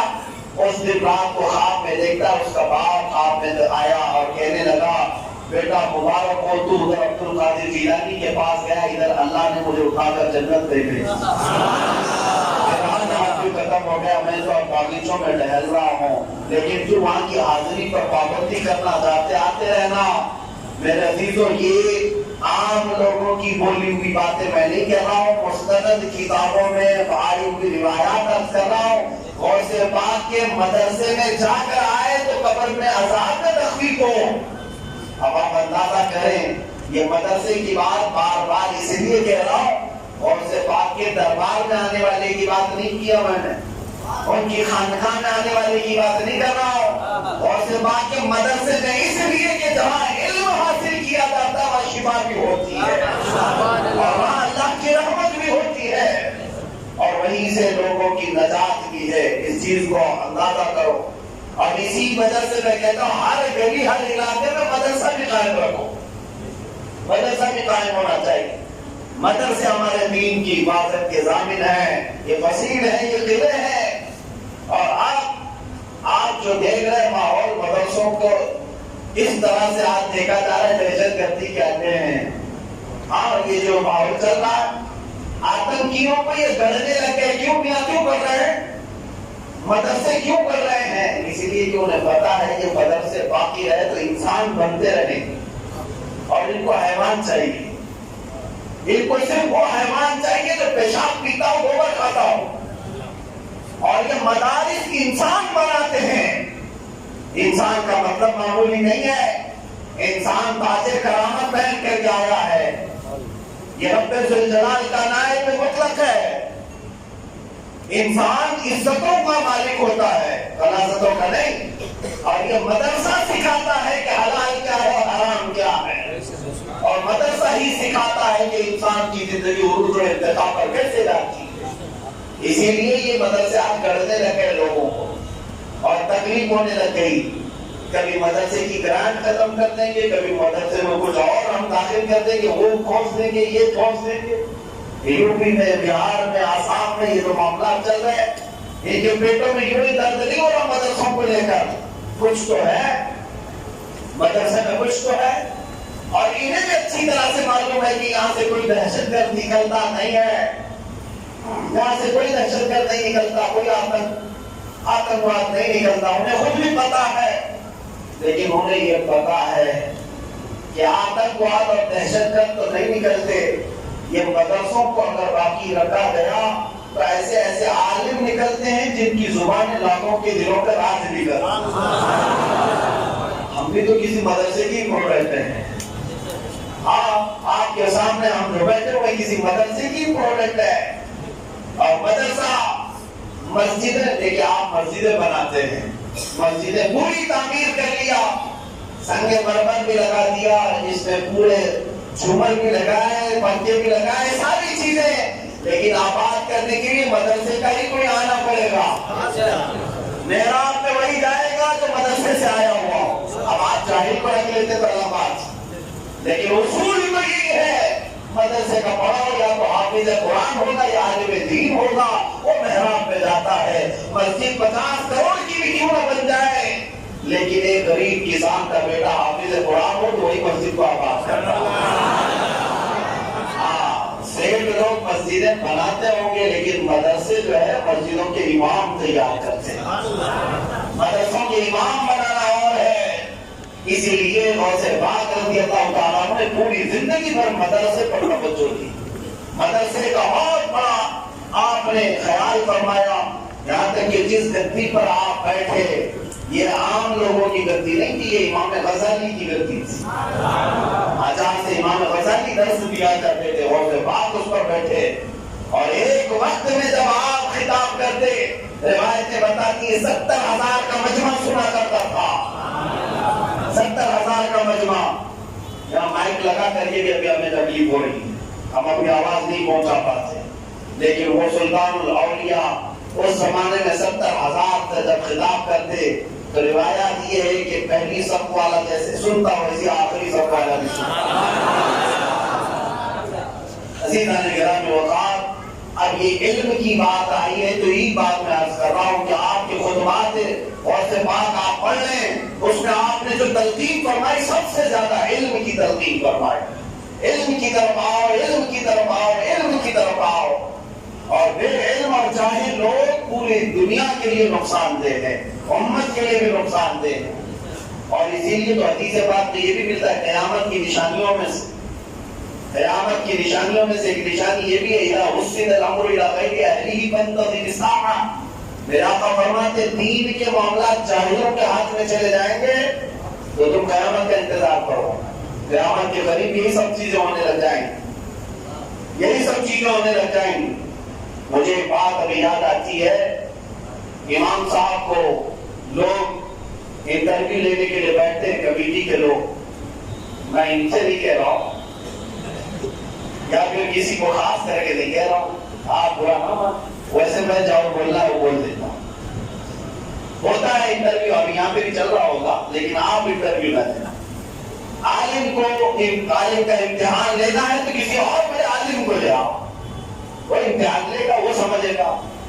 ورنہ تو یہی ہوگا کہ ایئرپورٹ میں ہمارے ساتھ بھی ایسے ہوا تھا. ہمارے ایک ساتھی سے مصر کا جو ویزا لگتا تھا وہ عربی میں لگتا تھا، اور زبردستی جو ہے کاؤنٹر پہ بیٹھا ہوا، اس کو کوئی اس سے تعلق نہیں ہے، وہ تو امیگریشن والا دیکھے گا، لیکن کاؤنٹر پہ بیٹھا ہوا زبردستی پریشان کر رہا تھا، ویزا کہاں ہے، ویزا کہاں ہے. ویزا دکھایا، اسے سمجھ میں تو آنا چاہیے، تو اس نے کہا یہ نہیں سمجھ میں آ رہا ہے. تو ہمارے ساتھی نے دیا اور کہا، میں پڑھ کے سناتا ہوں. ہمارے ساتھی تھے، انہوں نے کہا سیقول السفہاء من الناس ما ولاهم. قرآن کی دوسرے پارے کی آیت پڑھ رہے تھے، وہ کہا ہاں بس ٹھیک ہے. تو کہا کہ کیا ہے یہ؟ کہا بس یہی ہے کہ 6 دسمبر تک کا ویزا ہے اس کے اندر. میں بول رہا ہوں آپ مان نہیں رہے، اس لیے میں نے پڑھ دیا. کہا ٹھیک ہے بس. کا یہی تو ہوگا جب ایسے لوگ انٹرویو لیں گے، وہ کیا ہو رہا ہے کیا پتہ چلے. ایک عالم دین کا انٹرویو لینے کے لیے کچھ کمیٹی والے بیٹھے ہوئے تھے. کہا کہ مولانا صاحب کچھ چیزوں کا سوال ہے، جواب دیں، پھر آپ کو امامت پر رکھا جائے گا. کہا ٹھیک ہے بتائیے. کہا کہ قیامت کی بڑی نشانیوں میں سے کوئی نشانی بتائیے. کہا وہ سب سے بڑی نشانی یہ ہے کہ جاہل عالم کا امتحان. یہی تو بڑی نشانی ہے. عزیزان گرامی وقار، غوث پاک رضی اللہ تعالیٰ عنہ کی تعلیمات میں سے یہی ہے کہ علم اتنا تمہارے پاس رہے جس سے تمہاری زندگی سنور جائے. تم حلال و حرام تو سیکھ سکو، واجب اور فرض میں تمیز کر سکو، اور اپنی زندگی تو اسلام کے دائرے میں رہ کر گزار تو سکو. اللہ تعالیٰ سب کو علم کی توفیق عطا فرما. اور ایک بات اخیر میں یاد کروں گا، علم حاصل کرنے کی کوئی عمر نہیں ہوتی. اگر آپ کو ایسا لگ رہا ہے کہ میں بچوں کو تلقین کر رہا ہوں، نہیں، بوڑھے بھی ہو تب بھی حاصل کرو. اللہ تعالیٰ نے تمہیں موقع دیا، سانسیں چل رہی ہے، 70 سال کیوں نہ ہو گئے ہو، آپ علم حاصل کریں. حضرت عمر فاروق رضی اللہ تعالیٰ عنہ فرماتے ہیں مجھے سورہ بقرہ سمجھنے میں 12 سال لگ گئے. 12 سال لگ گئے. شیخ سعدی رحمۃ اللہ علیہ فرماتے ہیں 60 سال کی عمر سے تو میں پڑھنا شروع کیا. میرے عزیز و امت میں بڑے بڑے ایسی مثالیں موجود ہیں. ہم نے خود اپنے علاقے میں اپنا ایک مدرسہ قائم کیا تھا جس میں 60 سال 70 سال کے بوڑھے ہمارے پاس پڑھنے کے لیے آتے تھے. جا کر کے آپ معلوم کر سکتے ہیں. اس لیے میں یہ کہہ رہا ہوں کہ علم حاصل کرنے کی کوئی عمر نہیں ہوتی. قبر میں جانے تک آپ علم حاصل کر سکتے ہیں. اب آگے بڑھتے غوث پاک رضی اللہ تعالیٰ عنہ کے اب زندگی پاک سے جو چیزیں صادر ہوئی پوری امت میں. میرے عزیزوں، ولی کیوں آتا ہے میں آپ کو بتاؤں. اللہ کا ولی جو آتا ہے وہ کسی نبی کا پرتو بن کر آتا ہے، اور نبی پر اگر کوئی اعتراض کرے تو ولی اپنی کرامت سے جواب دیتا ہے. ایسے غوث پاک کی زندگی میں بہت سارے واقعات پیش آئے. ایک مرتبہ آپ اپنی خانقاہ پر بیٹھے ہوئے تھے، ایک شخص آیا اپنے گھر میں دعوت کیا کہ کل آپ میرے گھر تشریف لائیں. آپ نے قبول فرمایا. ایک کے بعد دوسرا آیا، اسی وقت کی دعوت دیا. تیسرا آیا، اسی وقت کی دعوت دیا. یہاں تک کہ لوگ 70 لوگ آئے، ایک ہی وقت کھانے کی دعوت دی. یہ بھی بیت الاسرار میں آپ فرماتے ہیں 70 لوگوں کی دعوت قبول کر لی. دوسرا دن گزرا، شام کے وقت جو لوگ دعوت کیے تھے وہ سب جامع مسجد کے پاس جمع ہوئے اور فخر کرنے لگے آج میرے گھر غوث پاک آئے تھے. کوئی کہہ رہا ہے میرے گھر غوث پاک آئے تھے، تیسرا کہہ رہا نہیں میرے گھر آئے تھے. اسی دوپہر کے وقت سارے لوگ ایک ہی وقت اور انہی کی دعوت کی بات کر رہے ہیں. تو جب وہ لوگ سب آپس میں ٹکرائے تو خانقاہ کے پاس آئے، مریدین کے پاس جو خلفاء تھے وہاں پر، ان کی باتیں سنے تو انہوں نے کہا تم سب کے سب غلط بول رہے ہو، غوث پاک تو یہی موجود تھے. ان کا ایک الگ مسئلہ تھا، غوث پاک تو خانقاہ میں تھے، یہی کرتے. اب ظاہر سی بات ہے یہ گنتی کوئی سلجھائے تو سیدنا غوث پاک ہی سلجھائے. سب داخل ہوئے آپ کے دربار میں. آپ سے پوچھا کہ حضور ان میں سے کون سچ بول رہا ہے، آپ کس کے گھر دعوت گئے تھے؟ غوث پاک رضی اللہ تعالیٰ عنہ فرماتے ان میں سے سارے لوگ سچ بول رہے ہیں. میں خانقاہ میں بھی تھا اور اس کے گھر بھی گیا، اس کے گھر بھی گیا، اس کے گھر بھی گیا، اس کے گھر بھی گیا. فرماتے ہیں ایک وقت 70 گھروں میں نے حاضری دی، اس لیے کہ اللہ قادر نے عبد القادر کو یہ قدرت عطا کی 70 کیا 70,000 جگہ میں بیٹھ کر پہنچ سکتا ہوں۔ اور یہ واقعہ یوں ہی نہیں پیش آیا میرے عزیزوں، اب یہاں مجھے عرض کرنا ہے جو رسول پاک کو حاضر و ناظر نہیں مانتے، اس زمانے میں اگر کوئی اعتراض کرتا تھا کہ رسول ایک وقت میں ان کے گھر کیسے آ سکتے، ان کی قبر میں کیسے آ سکتے، ان کی قبر میں، اور سے پاک نے اپنی کمامت سے بتایا کہ شیخ عبد القادر جیلانی ایک وقت اگر 70 گھروں میں دعوت کے لیے جا سکتے ہیں تو ہم کے نانا محمد رسول اللہ ایک وقت لاکھوں مریدین کی قبر میں کیوں نہیں جا سکتے؟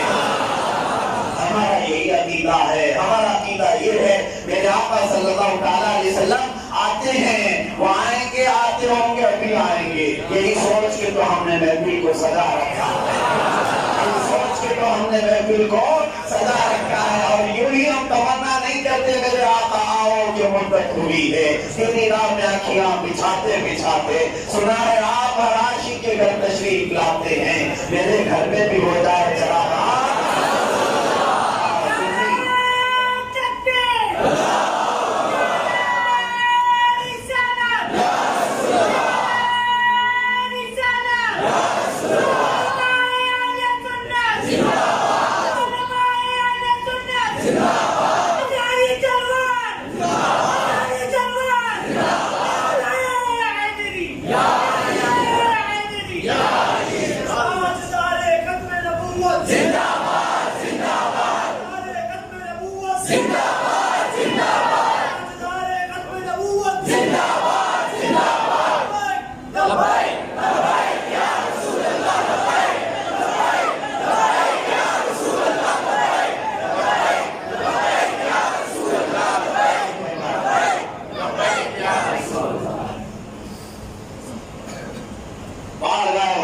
میں جو خراج ہم پیش کر رہے ہیں حاضر و ناظر کا مسئلہ، اور سے بات رضی اللہ تعالیٰ عنہ نے تو اپنی کرامت سے بتا دیا۔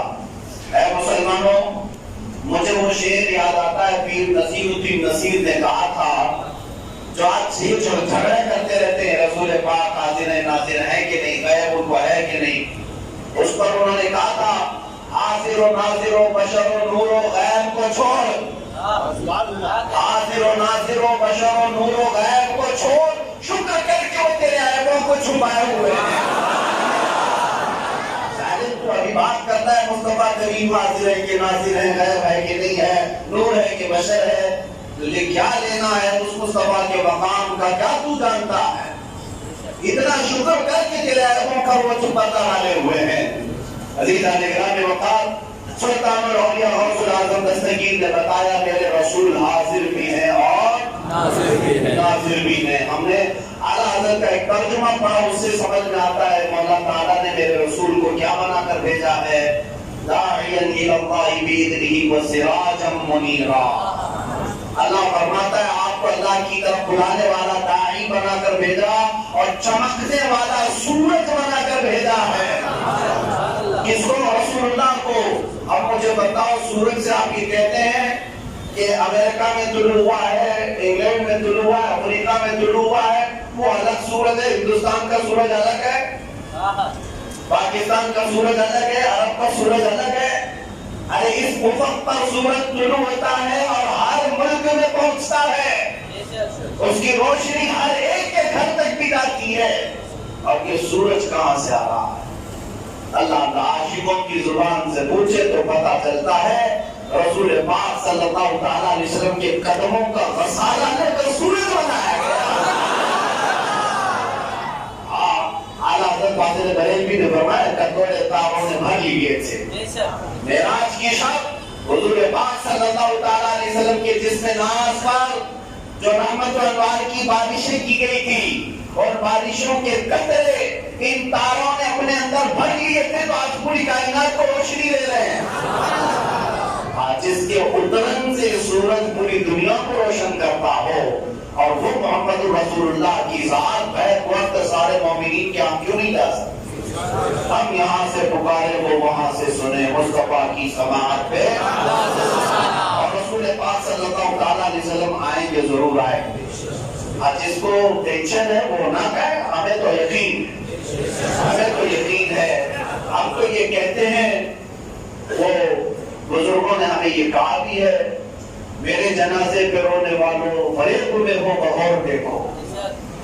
میرے جنازے پہ رونے والوں فریب میں ہو بغور دیکھو. مرا نہیں ہو لباس غم نبی میں لباس ہستی بدل گیا. مطلب کیا ہے؟ محبت نبی اتنی تھی کہ غم ستا رہا تھا جدائی کا، اس لیے موت کا لباس پہن لیا. جا رہا ہوں مصطفیٰ سے ملاقات کے لیے، بس اتنا سا فرق ہے. یہاں سے جا رہا ہوں وہاں حضور کی بارگاہ. دیکھ تو نیازی ذرا سو گیا کہ دیوانہ. یہ بھی تو کہا گیا، دیکھ تو نیازی ذرا سو گیا کہ دیوانہ. ان کی یاد میں شاید آنکھ لگ گئی ہوگی. یہ عاشقوں کے لیے کہا جاتا ہے. میرے عزیزو، حضور پاک قبروں میں ہماری تشریف لائیں گے. ہاں، اب آگے میں بڑھتا ہوں. یہ حاضر و ناظر کا مسئلہ. حضور پاک صلی اللہ تعالیٰ علیہ وسلم حاضر بھی ہیں، ناظر بھی ہیں. سنیو، عقیدہ ہے آپ کا؟ حاضر کا مطلب ہے میرے آقا ہمارے ساتھ ہیں، اور ناظر کا مطلب ہے وہ اپنے قمر انور سے ہی ہر چیز کو ملاحظہ بھی فرما رہے ہیں، ہر چیز کو حضور دیکھ بھی رہے ہیں.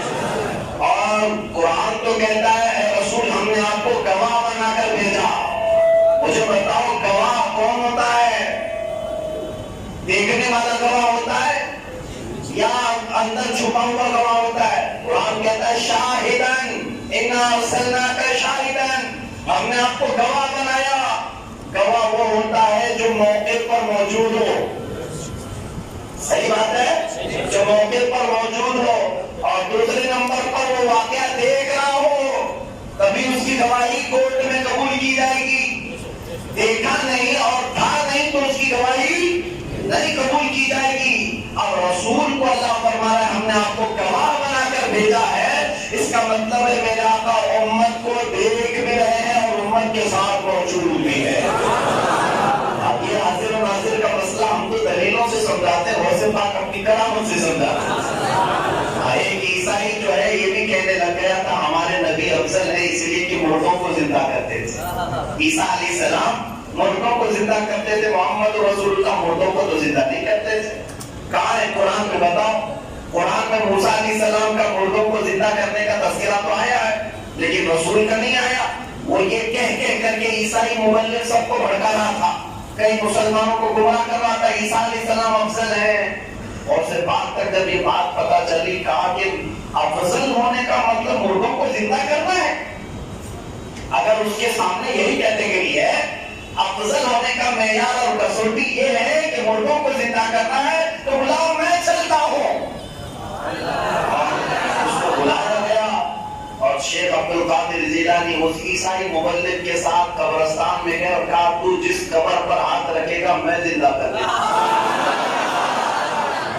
تو میرے مصطفیٰ کی بات کر رہا ہے، رسول اللہ مردوں کو زندہ نہیں کرتے تھے، تجھے علم نہیں. تو اس نے کہا کہ یہ بڑی بڑی باتیں کر رہے ہوں گے. ایک پرانی قبر پر ہاتھ رکھا تو غوث پاک نے فرمایا اس کو زندہ بات میں کرتا ہوں، پہلے یہ بتاتا ہوں اس میں کون سو رہا. فرماتے یہ 200 سال پہلے کا مردہ ہے، 200 سال پہلے اس کا انتقال ہوا. اپنی زندگی میں گانا گاتا تھا اور پیسے کماتا تھا اور یہی اس کا پیشہ تھا. اب تم دیکھو اسے زندہ کیا جائے تو گاتے اٹھے گا.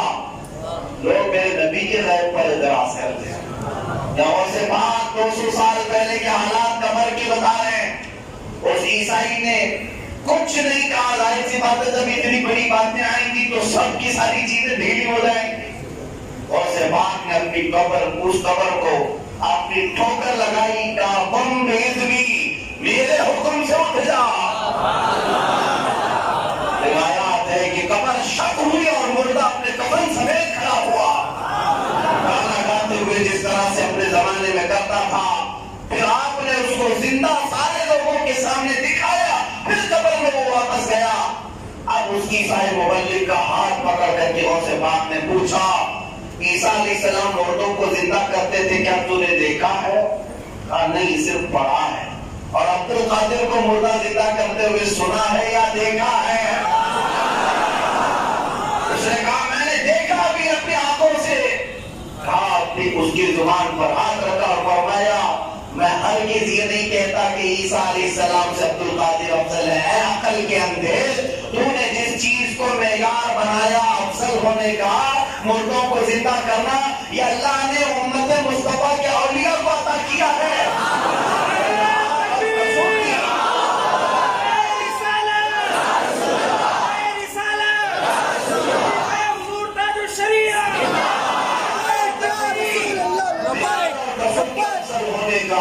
وہ مردوں کو زندہ کرنا نہیں ہے، بلکہ یہ اللہ کا فضل ہے، وہ اپنے نبیوں میں جیسے چاہے افضل فرمائے. تم نے مردوں کو زندہ کرنے کی بات کی، اس لیے عبد القادر نے کر کے دکھایا. اور پھر اب یہاں پر ایک اعتراض آیا. لوگوں نے پوچھا کہ اکثر قم بِإِذْنِ اللہ کہا جاتا. عیسیٰ علیہ السلام جب کسی مردے کو زندہ کرتے تو یوں کہتے اللہ کے حکم سے کھڑا ہو جا. اور غوث پاک کہہ رہے ہیں قم بِإِذْنِی، میرے حکم سے اٹھ جا. یہ کیا ہے؟ اللہ کے حکم سے اٹھایا جائے تو الگ بات ہے، اپنے حکم سے. تو بزرگوں نے اس کی بڑی نفیس تشریح فرمائی. حدیث رسول میں ہے من کان للہ کان اللہ لہ، جو اللہ کا ہو جاتا اللہ اس کا ہو جاتا. حدیث قدسی میں آگے الفاظ یہ ہیں، ایک بندہ اللہ کی یاد میں اپنے آپ کو اتنا فنا کر لیتا ہے کہ پھر مولا فرماتا ہے بولتا ہے تو اس کی زبان میں بن جاتا ہوں. ہاتھ وہ جب پکڑتا ہے تو ہاتھ اس کا ہوتا ہے، کام اللہ کا ہوتا ہے. یہاں تک کہ اس کا ہر کام اللہ فرماتا ہے میں اپنی جانب سے کرتا ہوں. کلمات جب وہ زبان سے کہتا ہے، زبان اس کی ہوتی ہے، کلمات اللہ کا ہوتا ہے. اگر غوث پاک کی زبان سے یہ نکلا قم بِإِذْنِی، میرے حکم سے اٹھ جا، تو ہم یہی کہتے ہیں کہ زبان عبد القادر کی تھی، کلمہ مولا رب العزت کا تھا. عزیزان گرامی وقار، احیاء موتا حضور پاک صلی اللہ علیہ وسلم سے بھی ثابت ہے، مردوں کو زندہ کرنا حضور سے بھی ثابت ہے. لیکن عقل کے اندر جب اعتراض کرتے تو غوث پاک کس چیز سے بتاتے؟ اپنی کرامت سے بتا دیتے. بہت سارے ایسے واقعات ملتے ہیں جنہوں نے انکار کیا، انہیں غوث پاک نے اپنی کرامت سے سمجھا دیا. اور کچھ لوگ ایسے بھی ہیں جن کو حضور پاک صلی اللہ علیہ وسلم کی طاقت اور قوت سے انکار. ایک بڑی عمدہ گفتگو ہم نے پڑھی تھی، غوث پاک معراج کے واقعے پر بیان کر رہے تھے. حضور پاک صلی اللہ علیہ وسلم معراج کی شب میں کیا خصوصیت کیا ہے معراج کی؟ سارا سفر اپنی جگہ پر، لیکن بات یہاں آ کر کے لوگوں کو وسوسے میں ڈالتی ہے کہ اتنے شارٹ ٹائم میں کیسے ہو سکتا ہے.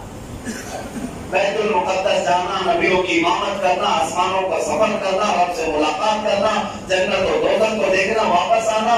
لیکن یہ کہتے ہیں کہ اتنے شارٹ ٹائم میں یہ ایک منٹ بھی نہیں لگا، زنجیر بھی ہلتی رہی، بستر بھی رہا گرم، عرش گئے برائے محمد صلی اللہ علیہ وسلم. سیدنا غوث پاک بھی یہی بیان کر رہے تھے مسجد میں. ایک ماڈرن آدمی کا کہا یہ سب تو مولانا لوگوں کی بات ہے، یہ بولتے رہتے ہیں، ہوا میں اڑاتے رہتے ہیں، چھوڑو جانے تو. یہ کہہ کر محفل سے اٹھ کے چلا گیا، اپنے گھر گیا اور اس کا گھر دریا کے کنارے تھا. مچھلی پکڑ کر لایا، اپنی بیوی سے کہا مچھلی ہے تیار کرو، میں غسل کر کے آتا ہوں. غسل کرنے کی گیا، ڈوب گیا. اور تاریخ میں بتایا گیا کہ ڈوب گیا تو دوسری طرف نکلا، عورت بن گیا. اور کوئی بادشاہ کا شہزادہ اسے اٹھا کر لے گیا، بیوی بھی بنا لیا اور شادی بھی کر لیا، اس کے ساتھ رہ بھی گیا. اس کو تو پتا تھا کہ میں کیا ہوں، لیکن اس سے کئی بچے بھی پیدا ہوئے. تقریباً 13-14 سال تک کی زندگی وہاں گزارتا رہا. ایک دن پھر وہاں غوطہ لگانے دریا میں آیا، ڈوبا تو ادھر نکلا، پھر سے بنا. اللہ رب العزت جسے جو چاہے اپنی وسیع اپنی قدرت سے بنائے اور دکھائے. وہ اپنی پہلی بات تو یہ کہ شکر گزار بن گیا کہ میں بڑی مصیبت سے باہر آیا. اس سے بڑی مصیبت کیا تھی کہ اصل کیا تھا بدل گیا. واپس آیا تو کہا پتہ نہیں اتنا لمبا عرصہ وہاں گزار کر کے آیا ہوں، بیوی ہے بھی کی بات بھی پتہ نہیں. اپنے گھر گیا، جیسی دروازہ کھولا تو اس کی بیوی مچھلی صاف کر رہی تھی. اس نے پوچھا کہ کیا کر رہی ہو؟ کہا ابھی تو مچھلی دے کر گئے تھے، ابھی اتنی جلدی آ گئے، کیا کروں گی؟ وہ ٹینشن میں آ گیا، بہت پریشان ہو گئے. یہ کیسے ہو سکتا ہے؟ میں 13-14 سال گزار کر آ رہا ہوں اور پتہ نہیں کس کی بیوی کس کی ماں بن کر کے، اور یہ مچھلی صاف کر رہی. ایسا کیسے ہو سکتا ہے؟ یاد رکھنا میرے عزیزوں، یہ مولا تعالیٰ جس کے لیے چاہے زمانے کو گھیر دے، جس کے لیے چاہے زمانے کو دور کر دے، مولا کی قدرت ہے۔ اب وہ ٹینشن میں آیا، بیوی نے جب کہا ابھی مچھلی دے کے گئے ہو، تب اسے یاد آیا کہ میں غوث پاک کا بیان سن رہا تھا، شیخ عبد القادر جیلانی معراج کا بیان کر رہے تھے اور میں وہاں سے اٹھ کر آیا تھا، اسی کی پاداش اور سزا میں شاید مجھے یہ دکھایا گیا ہوگا، دوڑ کر کے گیا، واپس گیا تو دیکھا ابھی غوث پاک معراج کا واقعہ ہی بیان کر رہے تھے، ابھی بیان چل رہا تھا، ابھی بیان چل رہا تھا۔ وہ مجمع میں جا کر کونے میں بیٹھ گیا، غوث پاک نے نظر ڈالی اور فرمایا اب تو واقعہ سمجھ میں آ گیا ہوگا، اب تو سمجھ میں آ گیا ہوگا۔ میرے عزیزوں ظاہر سی بات ہے، ایسا دکھانے کے بعد کس کو نہیں سمجھ میں آیا؟ اللہ غوث پاک کی کرامت آج پھر ظاہر فرمائے اور ان عقل کے اندھوں کو مولا غوث پاک کی کرامت سے پھر دوبارہ ایسی سمجھ عطا کرے کہ میرے رسول کی طاقت کو پھر سے ملاحظہ کرے۔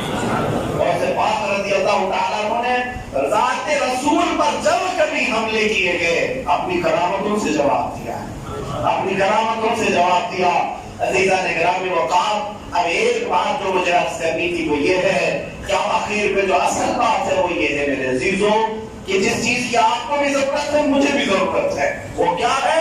فاضل بریلوی امام عشق و محبت نے فرمایا، غوث پاک کے دربار میں کیسے کہا، تجھ سے در در سے سگ اور سگ سے ہے مجھ کو نسبت، تجھ سے در در سے سگ، سگ کہتے ہیں کتے کو، اور سگ سے ہے مجھ کو نسبت، میری گردن میں بھی ہے دور کا گھوڑا۔ یہ تو سب سے ضروری بات ہے جس کی آپ کو بھی ضرورت ہے مجھے بھی ضرورت ہے۔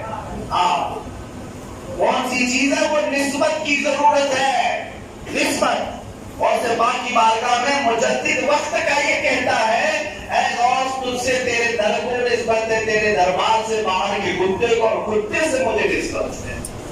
کون کہہ رہا ہے؟ امام وقت، جس کو جبل الاستقامت، کنز الکرامت، آقا نعمت، امام اہل سنت امام احمد رضا خان کہا جاتا ہے، وہ کہہ رہے ہیں مجھے تیرے دربار کے کتے سے نسبت ہے۔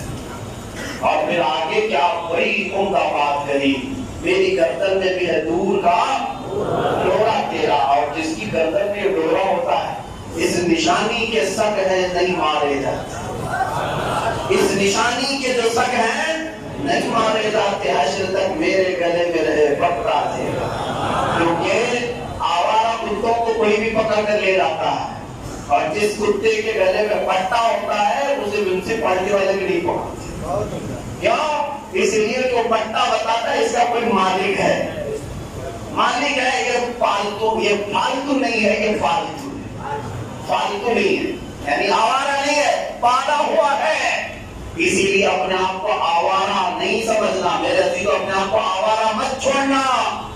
جب بھی باہر نکلو تو قادری نسبت ساتھ میں لے کر کے، اور جس کے ساتھ قادری نسبت ہے تو پھر اس کا حال یہ ہوتا ہے کیا کبھی جس پہ حمایت کا وہ بن جاتے گا، شیر کو خطرے میں لاتا نہیں تیرا۔ اور سے پاک کے دربار سے نسبت ہو جائے کتا بھی شیر بن جاتا ہے، کتا بھی شیر بنتا ہے۔ اور یہ واقعات کی روح میں جا کر کے نہیں میرے عزیزوں، اور سے بات رب تعالیٰ عنہ کیا اگر سلسلہ ہمیں میسر ہے الحمدللہ۔ میں نے کافی سال پہلے آپ کی کرامات میں ایک چیز پڑھی تھی، اس کے بعد سے خوف دل سے نکل گیا، اللہ تعالیٰ بچا کچا وہ بھی دور فرمائے، جو خوف ہے وہ بھی دل سے اللہ تعالیٰ دور فرمائے۔ کس چیز کا؟ موت کا ڈر، موت کا خوف۔ اے مسلمانوں، موت ہمارے لیے کوئی عذاب نہیں ہے، یہ مولا سے ملاقات کی رات ہے۔ ہاں، حبیب کو حبیب سے ملانے والی برج کرنا موت ہے۔ تم ڈرتے کس بات سے ہو؟ ڈر نہ رکھو، خوف نہ رکھو۔ اور سے بعد ایک بار منبر پر بیان کر رہے تھے، کھڑے تھے، چھت پر سے ایک سانپ ظاہر ہوا، مجمع بیٹھا ہوا تھا، سانپ جب اوپر سے آ رہا تھا تو اتنا ہیبت ناک تھا کالا سانپ کہ وہ جب اس کا منہ کھل رہا تھا تو زہر اچھل رہا تھا، مجمع ادھر سے ادھر منتشر ہوا، اور وہ سانپ صرف چھت پر نہیں، منبر پر جب غوث پاک کھڑے تھے تو ان کے سر پر گر گیا، اور گر کر کے گردن کے اندر سے آپ کے لباس میں چلا گیا، آستین میں گیا، پھر جسم پہ آتا رہا، لیکن غوث پاک برابر خطبہ دیتے رہے، بیان کرتے رہے، دس سے مسئلے ہوئے، جہاں تک کہ آتا مجمع ادھر ادھر ہو گیا۔ تھوڑی دیر کے بعد آپ کی تہبند شریف سے نیچے پیر سے نکلتے ہوئے وہ سانپ نیچے آیا اور پھر نکال کر آپ کی طرف کھڑا رہا اور کچھ کہتا رہا، اس کے بعد زمین سے چلا گیا۔ غوث پاک مسکراتے رہے، کھڑے ہو کر مسکراتے رہے، اور اس کے بعد لوگوں نے پوچھا، مریدین نے، سرکار یہ کیا ماجرا ہے؟ اتنا خطرناک سانپ آپ کی گردن پر آیا، جسم پر آیا، لباس پر آیا، پیروں میں آیا اور پھر سامنے کھڑا ہوا۔ تو غوث پاک کیا فرماتے سنو، وہ کہتے ہیں لوگوں کیا تم نے میرا نام نہیں سنا؟ میرا نام عبد القادر ہے۔ فرماتے میرا نام عبد القادر ہے، میں قادر کا بندہ، میں قادر کا بندہ ہوں اور قدر پر یقین رکھتا ہوں کہ مولا جب تک نہیں چاہے گا اس طرح کے ہزار سانپ بھی میرا کچھ نہیں کر سکے، اور اگر مولا نے مقدر میں رکھا تو یہ سانپ یا چونٹی بھی میری موت کا ذریعہ بن سکتی ہے۔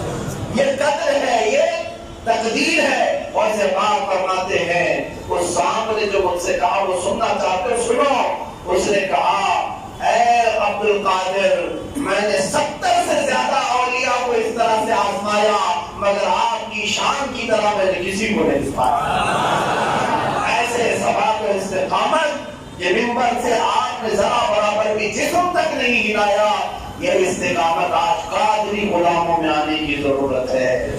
یہ ثبات و استقامت ہونی چاہیے۔ میرے عزیزوں، میں آپ کو سانپوں سے نہیں ڈرا رہا ہوں کہ سانپ اب تمہاری گردن میں آئے گا، تمہارے جسم میں آئے گا، بلکہ اگر کوئی زہریلا موذی بھی آ جائے، موذی کہتے ہیں ایذا دینے والے، موذی کسے کہتے ہیں؟ ایذا دینے والے کو، موذی کی بجائے آج موذی کہا جاتا ہے۔ بات تھوڑی سی فرق، نقطے کا فرق ہے، نقطہ لگتا ہے تو موذی موذی ہوتا ہے، اور ویسے بغیر نقطے کا بھی موذی ہے، بغیر نقطے کا بھی ایذا دینے والا۔ میں آپ سے کہتا ہوں قادری غلاموں کو کوئی موذی کچھ نہیں کر سکے گا جب تک مولا تعالیٰ کی منشا نہیں ہوگی۔ یہ بات آج اپنی عقل میں، اپنے دل میں باندھ کر کے لے جاؤ کہ تمہارا کچھ نہیں ہوگا۔ بچپن سے پڑھتے آ رہے ہو غوث پاک کے واقعات اور قصے اور ان کے منقبتیں، اور کیا کیا نہیں کہتے ان کی مدد کے لیے۔ کیا آپ نہیں پکارتے المدد یا غوث اعظم؟ کیا شیخ عبد القادر جیلانی شیئن للہ المدد نہیں کہتے آپ؟ امداد کن، امداد کن، از بند غم آزاد کن، در دین و دنیا شاد کن، یا غوث اعظم۔ ارے جو بندہ غوث اعظم کو دستگیر کہتا ہے وہ ادھر سے بھاگے، ادھر سے بھاگے، ادھر سے ڈرے، ادھر سے ڈرے، نہیں سمجھ میں آتا۔ یا تو پھر پوری نسبت تو نے حاصل نہیں کی، یا اپنے غوث پر تجھے یقین نہیں ہے۔ یاد رکھو غوث اعظم کا حال یہ ہے، انہوں نے منبر سے کہا تھا میرا مرید مشرق میں ہو اور میں مغرب میں ہوں، اور اس کا سطر کھل جائے، مجھے وہاں سے پکارے تو میں یہی سے مدد کروں گا۔ جو غوث ہماری سطر پوشی کر سکتا ہے، یقیناً وہ ہماری بہت ساری آفات و بلیات میں بھی ہمارے ساتھ کھڑا ہو سکتا ہے۔ ہاں، اتنا یقین رکھو، اپنی نسبتوں کو پختہ رکھو، پکا رکھو۔ یہی چیز آج سب سے زیادہ ضروری ہے۔ اس نشانی کے جو سب ہیں نہیں مارے جاتے، حشر تک میرے گلے میں رہے پٹا تیرا۔ میرے عزیزوں، بی جے پی کانگریس کے پٹے ڈال کر فخر کرنے والوں، میں آپ سے کہتا ہوں فخر کرو تو قادری پٹے پر فخر کرو۔ آگے 5 سال کے بعد بدل بھی سکتے ہیں، آج اس کا پٹا ڈالا، کل اس کا پٹا ڈالا، پھر تیسرے دن کتے کا پٹا ڈال دیں۔ اتنا ہی ہوگا، تم کو 500 کے لیے پٹا ڈال کر کے گھومنا پڑتا ہے۔ پٹے والے لوگ ہی تو ابھی الیکشن کے موقع پر جن کے گھروں میں دیکھو اس کا پٹا، اس کا پٹا، کوئی ادھر کی نشانیاں، کوئی ادھر کی نشانیاں، یہ ڈال ڈال کر کے گھوم رہا ہوں، فخر کر رہا ہے، یہ دیکھو میں اس پارٹی کا ہوں، میں اس پارٹی کا ہوں۔ الحمدللہ آج تک ایسے کسی پٹے کے ڈالنے کی ہمیں نوبت نہیں آئی، مولا آخری عمر تک نہ لائے۔ ہماری دعا تو یہی ہے، اے اللہ رب ذوالجلال آخری سانس تک اگر ہمیں غلامی عطا کر تو قدمان مصطفیٰ کی ہونا۔ رسول پاک کی نالے پاک کا واسطہ جو سر پہ رکھنے کو مل جائے نالے پاک کے حضور، تو پھر کہیں گے کہ ہاں تاجدار ہم بھی ہیں۔ ہمارا تو بس اتنا ہی ہے، قادری غلامی پر فخر کرو، نسبت غوث پر اسی لیے اعلیٰ حضرت نے کیا کہا دربار رسالت میں جانتے ہیں؟ وہ اعلیٰ حضرت جنہوں نے 1000 سے زیادہ کتابیں لکھی، 55 علوم و فنون پر جنہیں مہارت ہے، علم قرآن میں، علم تفسیر میں ذخیرے رکھ دیے، کنز الایمان دیا، فتاوی رضویہ دیا، یہ سب رکھا تھا۔ عبادتیں اپنی جگہ پر، صدقات و خیرات اپنی جگہ پر، 1 مہینے میں پورے حافظ قرآن بنے، یہ سب فضیلتیں اپنی جگہ پر۔ لیکن رسول اللہ کے دربار میں جب وسیلہ پیش کرنا ہے، اعلیٰ حضرت کیوں نہیں کہتی یا رسول اللہ مجھے قبول کر لے، میں نے فتاوی رضویہ لکھا ہے، میں نے ترجمہ قرآن کنز الایمان رکھا ہے، یا رسول اللہ قبول کر لے، میں نے ہدایت بخشش لکھی ہے۔ بلکہ اعلیٰ حضرت کہتے تیری سرکار میں لاتا ہے رضا اس کو شفیع، تیری سرکار میں لاتا ہے رضا اس کو شفیع جو میرا غوث ہے اور لاڈلا بیٹا ہے۔ وسیلہ کی بارگاہ رسول میں پیش کیا تو کس کو پیش کیا؟ دربار غوث کی نسبت ایسی اعلیٰ حضرت کو حاصل تھی، تبھی تو سر چڑھ کر کے بولتے تھے۔ میرے عزیزو آج ہم نے محسوس کیا جس کے سینے میں قادری نسبت آئے گی انشاءاللہ وہ حق سر چڑھ کر بولے گا، سر چڑھ کر بولے گا، کیونکہ اس منبر پر غوث پاک کھڑے ہوتے تھے جہاں بڑے بڑے وقت کے سلاطین بھی آیا کرتے تھے۔ بغداد کے ایسے خلیفہ بھی موجود تھے جنہوں نے ہزاروں کو موت کے گھاٹ اتارا۔ اس سرزمین پر غوث پاک جب بیان کرتے تھے تو کسی کا خوف نہیں تھا۔ غوث پاک جب گئے تھے تو حضرت ابوبکر حضرت عمر کا نام لینے پر وہاں کے خلیفہ کوڑے مارتے تھے، شیعہ تھے۔ ایسے حالات میں غوث پاک رضی اللہ تعالیٰ عنہ بغیر کسی خوف کے خطبہ دیا کرتے۔ ایک بار خلیفہ مستنجد باللہ آیا تھا اشرفیوں کی تھیلی لے کر کے آپ کے پاس کہ آپ نذرانے میں قبول کر لیجئے۔ ہر کوئی نیتا اور ہر کوئی وزیر اور بادشاہ علماء کو خریدنے کے پہلے تھیلی دیتے ہیں۔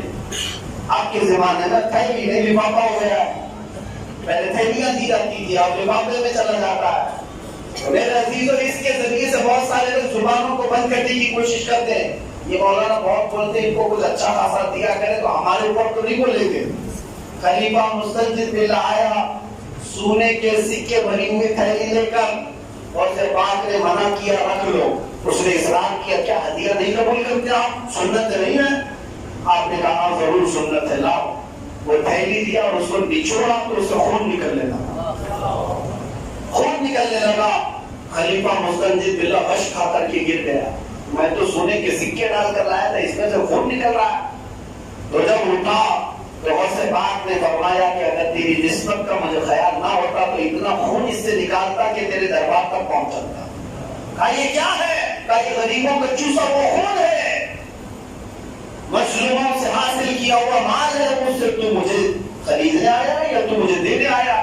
وہ طائب ہوا، سچی توبہ کیا، غوث پاک کا مرید بنا، اور اس کے بعد سرکار غوث پاک رضی اللہ تعالیٰ عنہ نے پورے خلافت کے نظام کو اسلام کے ذریعے سے ایسا سنوارا ایک خلیفہ جب توبہ کیا تو اس وقت کے جتنے گورنر ظالم تھے سب کو بدل کر کے غوث پاک نے تہجد گزار گورنروں کو متعین کیا۔ میں نے پچھلے سال اسی موقع پر ایک بات عرض کیا تھا، خود دہراتا ہوں اس بات کو۔ لوگ یہ کہتے ہیں کہ علماء کا سیاست سے کیا تعلق ہے، آپ سیاست پہ کیوں بولتے ہیں؟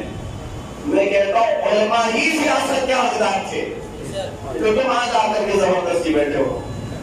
ظاہر سی بات ہے ہمارے یہاں، میں اب یہاں علماء کو کہتا ہوں، علماء سیاست کا مطلب تم کیا سمجھو؟ یہی سیاست جھوٹ بولنا، دھوکہ دینا، غنڈہ گردی کرنا، گنڈے پالنا، لوگوں کو ڈرا دھمکا کر کرسی حاصل کرنا، سیاست اس کا نام نہیں ہے۔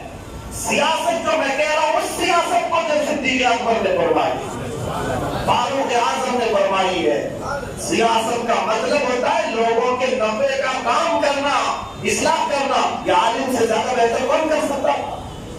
وہ علماء ربانیین جو باعمل علماء تھے، انہیں امت کی اصلاح کی ذمہ داری دی گئی تھی، وہ تو کوشاں نشین ہو گئے، کوئی گدی نشین ہو گیا، کوئی خلوت نشین ہو گیا۔ تو ظاہر سی بات ہے جب میدان خالی ہوتا، ہمارے یہاں محاورے میں بات کہی جاتی کھلا میدان کتوں کا راج۔ جب میدان کھلا پڑا رہتا ہے تو کتے ہی تو وہاں پر جم جاتے ہیں، اگر آپ چلتے پھرتے رہیں گے تو کتے نہیں آتے۔ آج ایسی حالت جس میدان سے آپ دور جائیں گے وہاں جاہل آ ہی جائیں گے. علماء ربانی نے اس کو درک کیا, بری اختیار کی. میں آج یہ بات کیوں ریپیٹ کر رہا ہوں؟ پچھلے سال میں نے یاد کیا تھا کہ غوث پاک کا سیاست میں کیا کردار تھا. آپ صرف کرامات سنے نا ان کی, اور ممبر سے آپ نے خطبات دیے, مدرسہ پڑھائی, اتنا ہی نہیں, غوث پاک رضی اللہ تعالیٰ عنہ نے سیاست کی پوری اصلاح فرمائی. خلیفوں جتنے خلفاء آتے تھے ان کی اصلاح فرمائی. گورنروں کو متعین کیا, مقرر کیا, جو مخلوق کو نفع دے سکتے تھے ویسی حکومت بنائی. خود اگرچہ نہیں کیا, خود اگرچہ کسی حکومت کی بات اور نہیں سنبھالی, لیکن جو بھی حکومت پر آتا تھا وہ غوث پاک کی نگرانی میں آتا تھا. آپ اصلاح فرماتے. آج تک حالت یہ تھی, صدام حسین کے زمانے تک ہم وہاں پر گئے ہوئے ہیں, وہ معلوم کیا ہے. وہ اپنے وقت کا اگرچہ لوگ اس کو ڈکٹیٹر کہتے ہوں, زبردست طاقت و قوت کا مالک صدر تھا یا پریزیڈنٹ تھا عراق کا, لیکن ہم نے سنا ہے کہ ہر مہینے وہ غوث پاک کی بارگاہ میں حاضری دیا. کیوں؟ اس لیے کہ وقت کے سلاطین بھی, وقت کے امیر بھی. اسی سال کی بات میں نے دیکھا کہ ترکی کا صدر بھی اپنی جانب سے چادر غوث پاک کے پاس پیش کرتا. یہ سیاست کی اصلاح غوث پاک نے اپنے زمانے سے فرمائی. وقت کا کوئی بھی خلیفہ ہو وہ غوث پاک کی نگرانی میں آیا کرتا تھا. علماء سے اتنا ہی تو کہہ رہا ہوں, اگر تم وہ تمنی نہیں ہے تو کم از کم عوام کی اصلاح کرو اور ان کرسیوں تک وہ پہنچے جو امت مصطفیٰ کا صحیح نگہبان ہو. حضور پاک کی امت کو لے جا کر کے کسی کا بیچنے والا نہ ہو. ہم نے ایسے بہتوں کو ووٹ بھی دیا, نوٹ بھی دیا, اور پھر آج کیا کر رہے ہیں سب کو پتا ہے. یہ جن لوگوں کے پیچھے جے وجے کہتے ہوئے پکارتے ہوئے چلتے رہے ہیں, مسلمانوں کب تک زندگی گزارو گے؟ کب تک ایسی غلامی کی زندگی؟ اپنے حقوق سمجھو.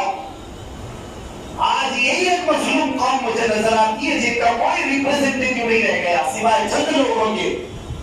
ایک آدھ لوگ پارلیمنٹ میں بات کرتے ہیں امت کے لیے, امت کی بھلائی کے لیے, باقی سب وہاں اور بھی بہت سارے اسلام کا لباس پہنے ہوئے, ان کے منہ میں کیا چیز رکھی ہوئی ہے؟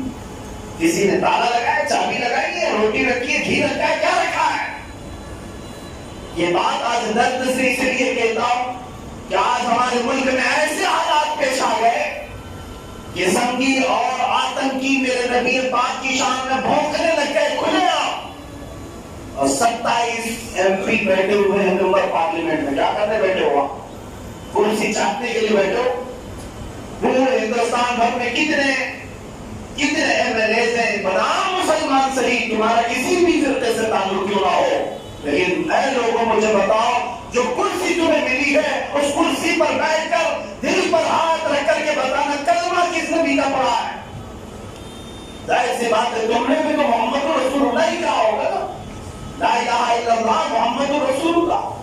اگر اسی نبی کا کلمہ پڑھے ہو تو اس نبی کی عزت تمہیں اتنی بھی پیاری نہیں کہ اس کے اوپر آ جائے, لوگ حملے کرنے لگے تو تم اپنے اثر اور رسوخ کا بھی استعمال نہیں کر رہے, بات تک نہیں کرنا چاہتے. آج یہ سب سزا ہے تمہاری بھی ہماری بھی. ظاہر سی بات ہے جو امت کی ترجمانی نہیں کر سکتا ایسے گدھوں کو بٹھاؤ گے تو امت کو بیچ کر ہی تو آئیں گے. ظاہر سی بات ہے.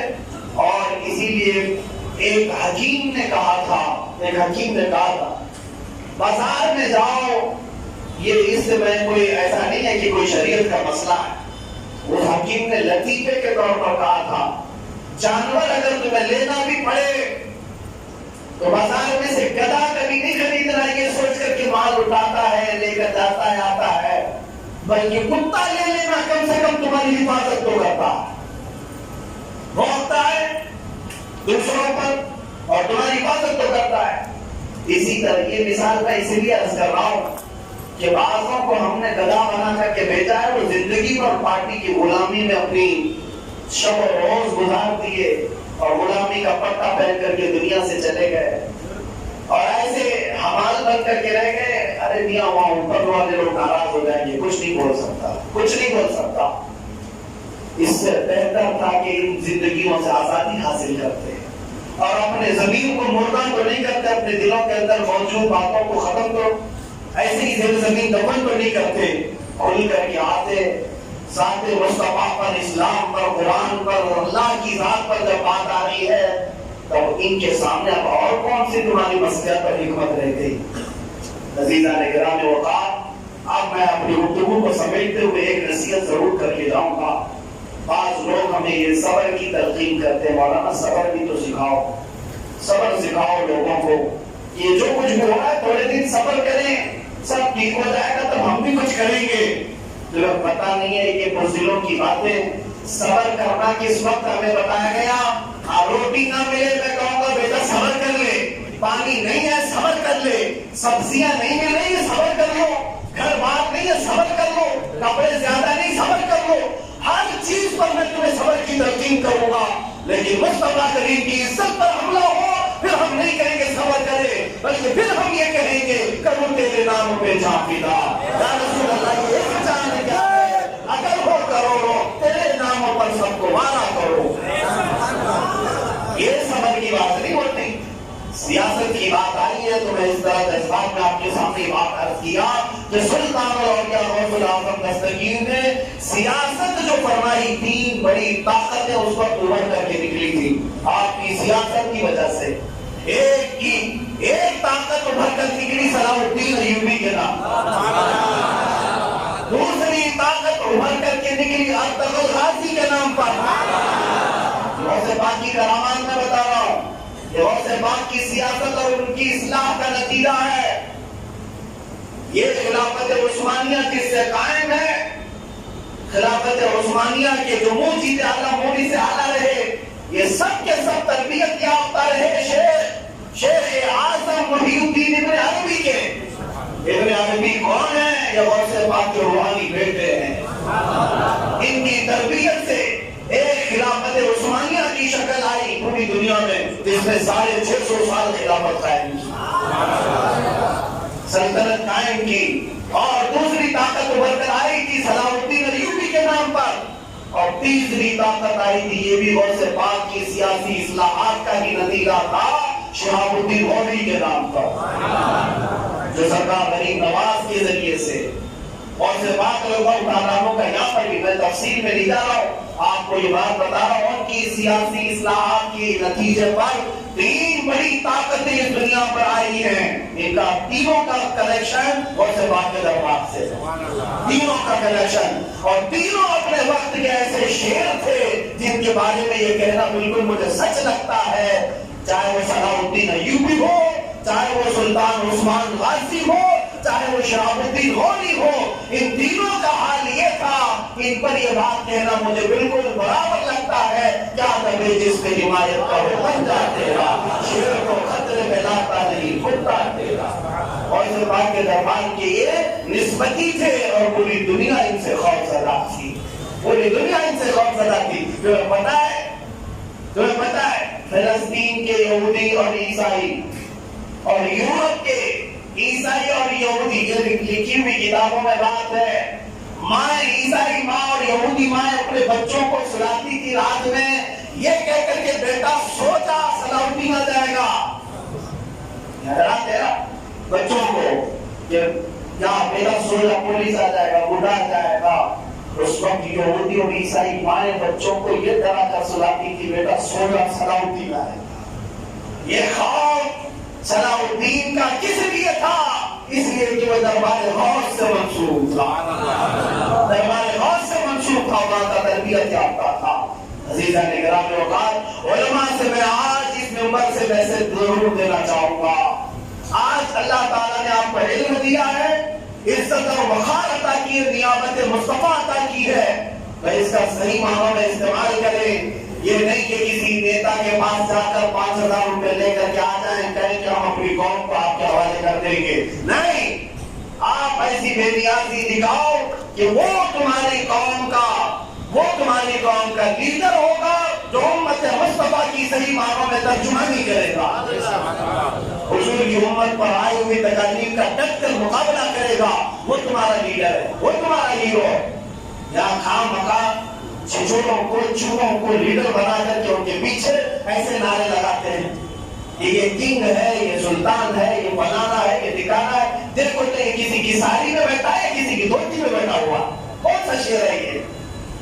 میرے عزیزوں، یہاں اصلاح کی ضرورت آ گئی، اس لیے میں سخت جملے استعمال کر رہا ہوں.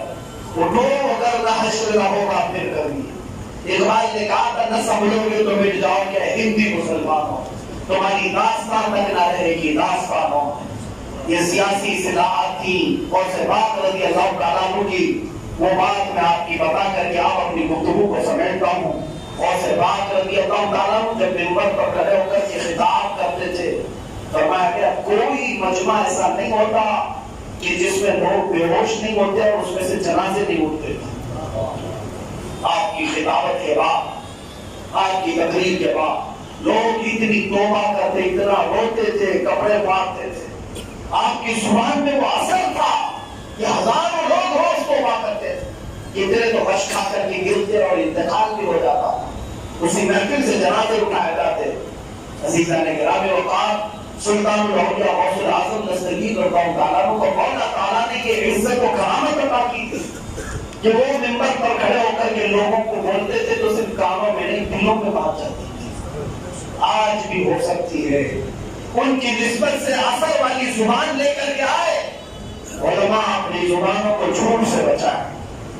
مقررین، مبلغین، داعیان دین غوث پاک کو پڑھے، حرام غذا سے اپنے آپ کو بچائیں اور جھوٹ سے بچائیں اور نسبتوں کو مضبوط کریں. زبان میں آج بھی تاثیر عطا کرے گا، آج بھی اثر پیدا فرمائے گا.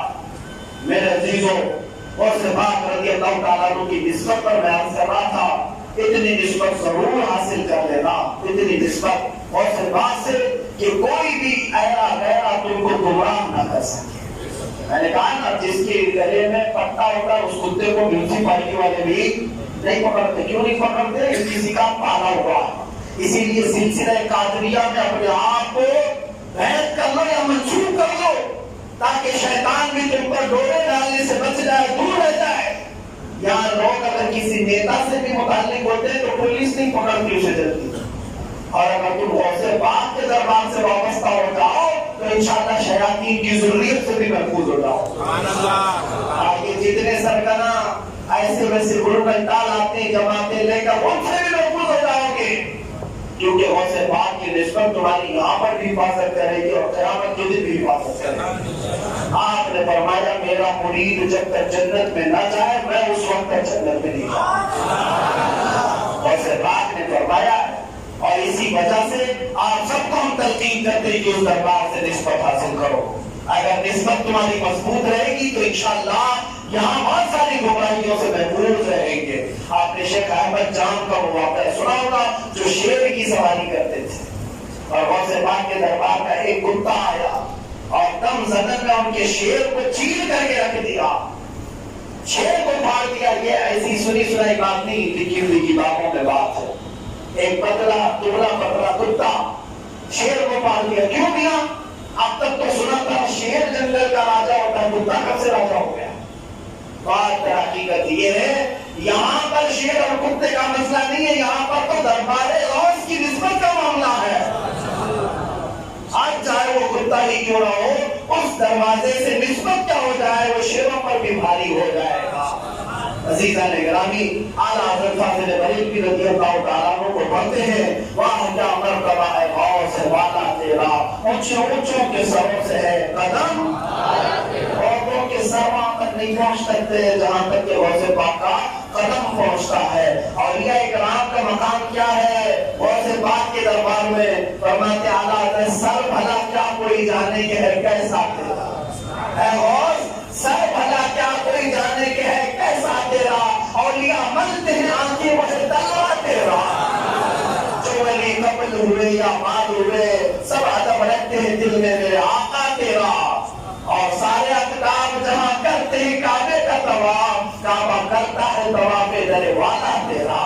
اور غوث پاک کے دربار میں یوں اعلیٰ حضرت نے خراج عقیدت پیش کیا، جس کی ممبر بنی گردن اولیاء، جس کی ممبر بنی گردن اولیاء، اس قدر اعظم کی کرامت پہ لاکھوں سلام، غوث اعظم امامت تو قاوت نقا، جلوہ شان قدرت پہ علیہ السلام کو آخر تک یاد رکھنا، اور پھر اپنے کفن پر بھی غوث اعظم کا نام لکھ کر کے جانا، اپنے مردوں کو بھی لا الہ الا اللہ محمد رسول اللہ اور درود پاک کے بعد غوث پاک کا نام اپنے کفن پر لکھ کر کے جانا، انشاءاللہ العزیز قبر میں بھی سہارا ہو جائے گا، قبر میں بھی سہارا ہو جائے گا۔ اس لیے کہ ہم نے بے شمار واقعات پڑھے بھی ہیں، سنے بھی ہیں، اب وقت اتنا نہیں ہے کہ ساری کرامتیں آپ کو بتاؤں، غوث پاک رضی اللہ تعالیٰ عنہ کی ساری کرامتیں بتاؤں، اتنا وقت نہیں ہے، لیکن اتنی بات ضرور عرض کروں گا کہ اللہ تعالیٰ نے اپنے محبوب سید الانبیاء صلی اللہ علیہ وسلم کو جیسے سارے نبیوں میں مقام عطا کیا ہے، ویسے غوث پاک کو سارے اولیاء میں مقام عطا فرمایا ہے، اور سارے نبیوں نے جس طرح محمد رسول اللہ کو معجزات عطا کیے، ویسے غوث پاک کو اللہ نے کرامتوں کا بادشاہ بنایا ہے۔ غوث پاک رضی اللہ تعالیٰ عنہ حد سے جمیل ہے مصطفیٰ کریم صلی اللہ علیہ وسلم کے، اور آپ نے خود اپنے قصیدے میں بھی کہا سارے اولیاء کسی نہ کسی نبی کا پردہ ہوتے ہیں، اور میں الحمدللہ محمد مصطفیٰ کا پردہ بن کر آیا ہوں۔ مولا کریم غوث پاک کی نسبتوں کو ہمارے دلوں پر سلامت رکھے، مولا ہمارے گردنوں پر غوث پاک کی قادریت کا پردہ آخری سانس تک قائم ہو جائے، ہم سب کو قادری غلاموں میں رکھ مولا، قادری کر قادری رکھ قادریوں میں اٹھا، قادری کر قادری رکھ قادریوں میں اٹھا، قادری کر قادری رکھ قادریوں میں اٹھا، قدر عبد القادر قدرت نما کے واسطے، وآخر دعوانا الحمدللہ رب العالمین۔ بالکل آرام سے، کوئی گھائی نہیں کرے۔ يا شفيعنا يا محمد صلى الله عليه وسلم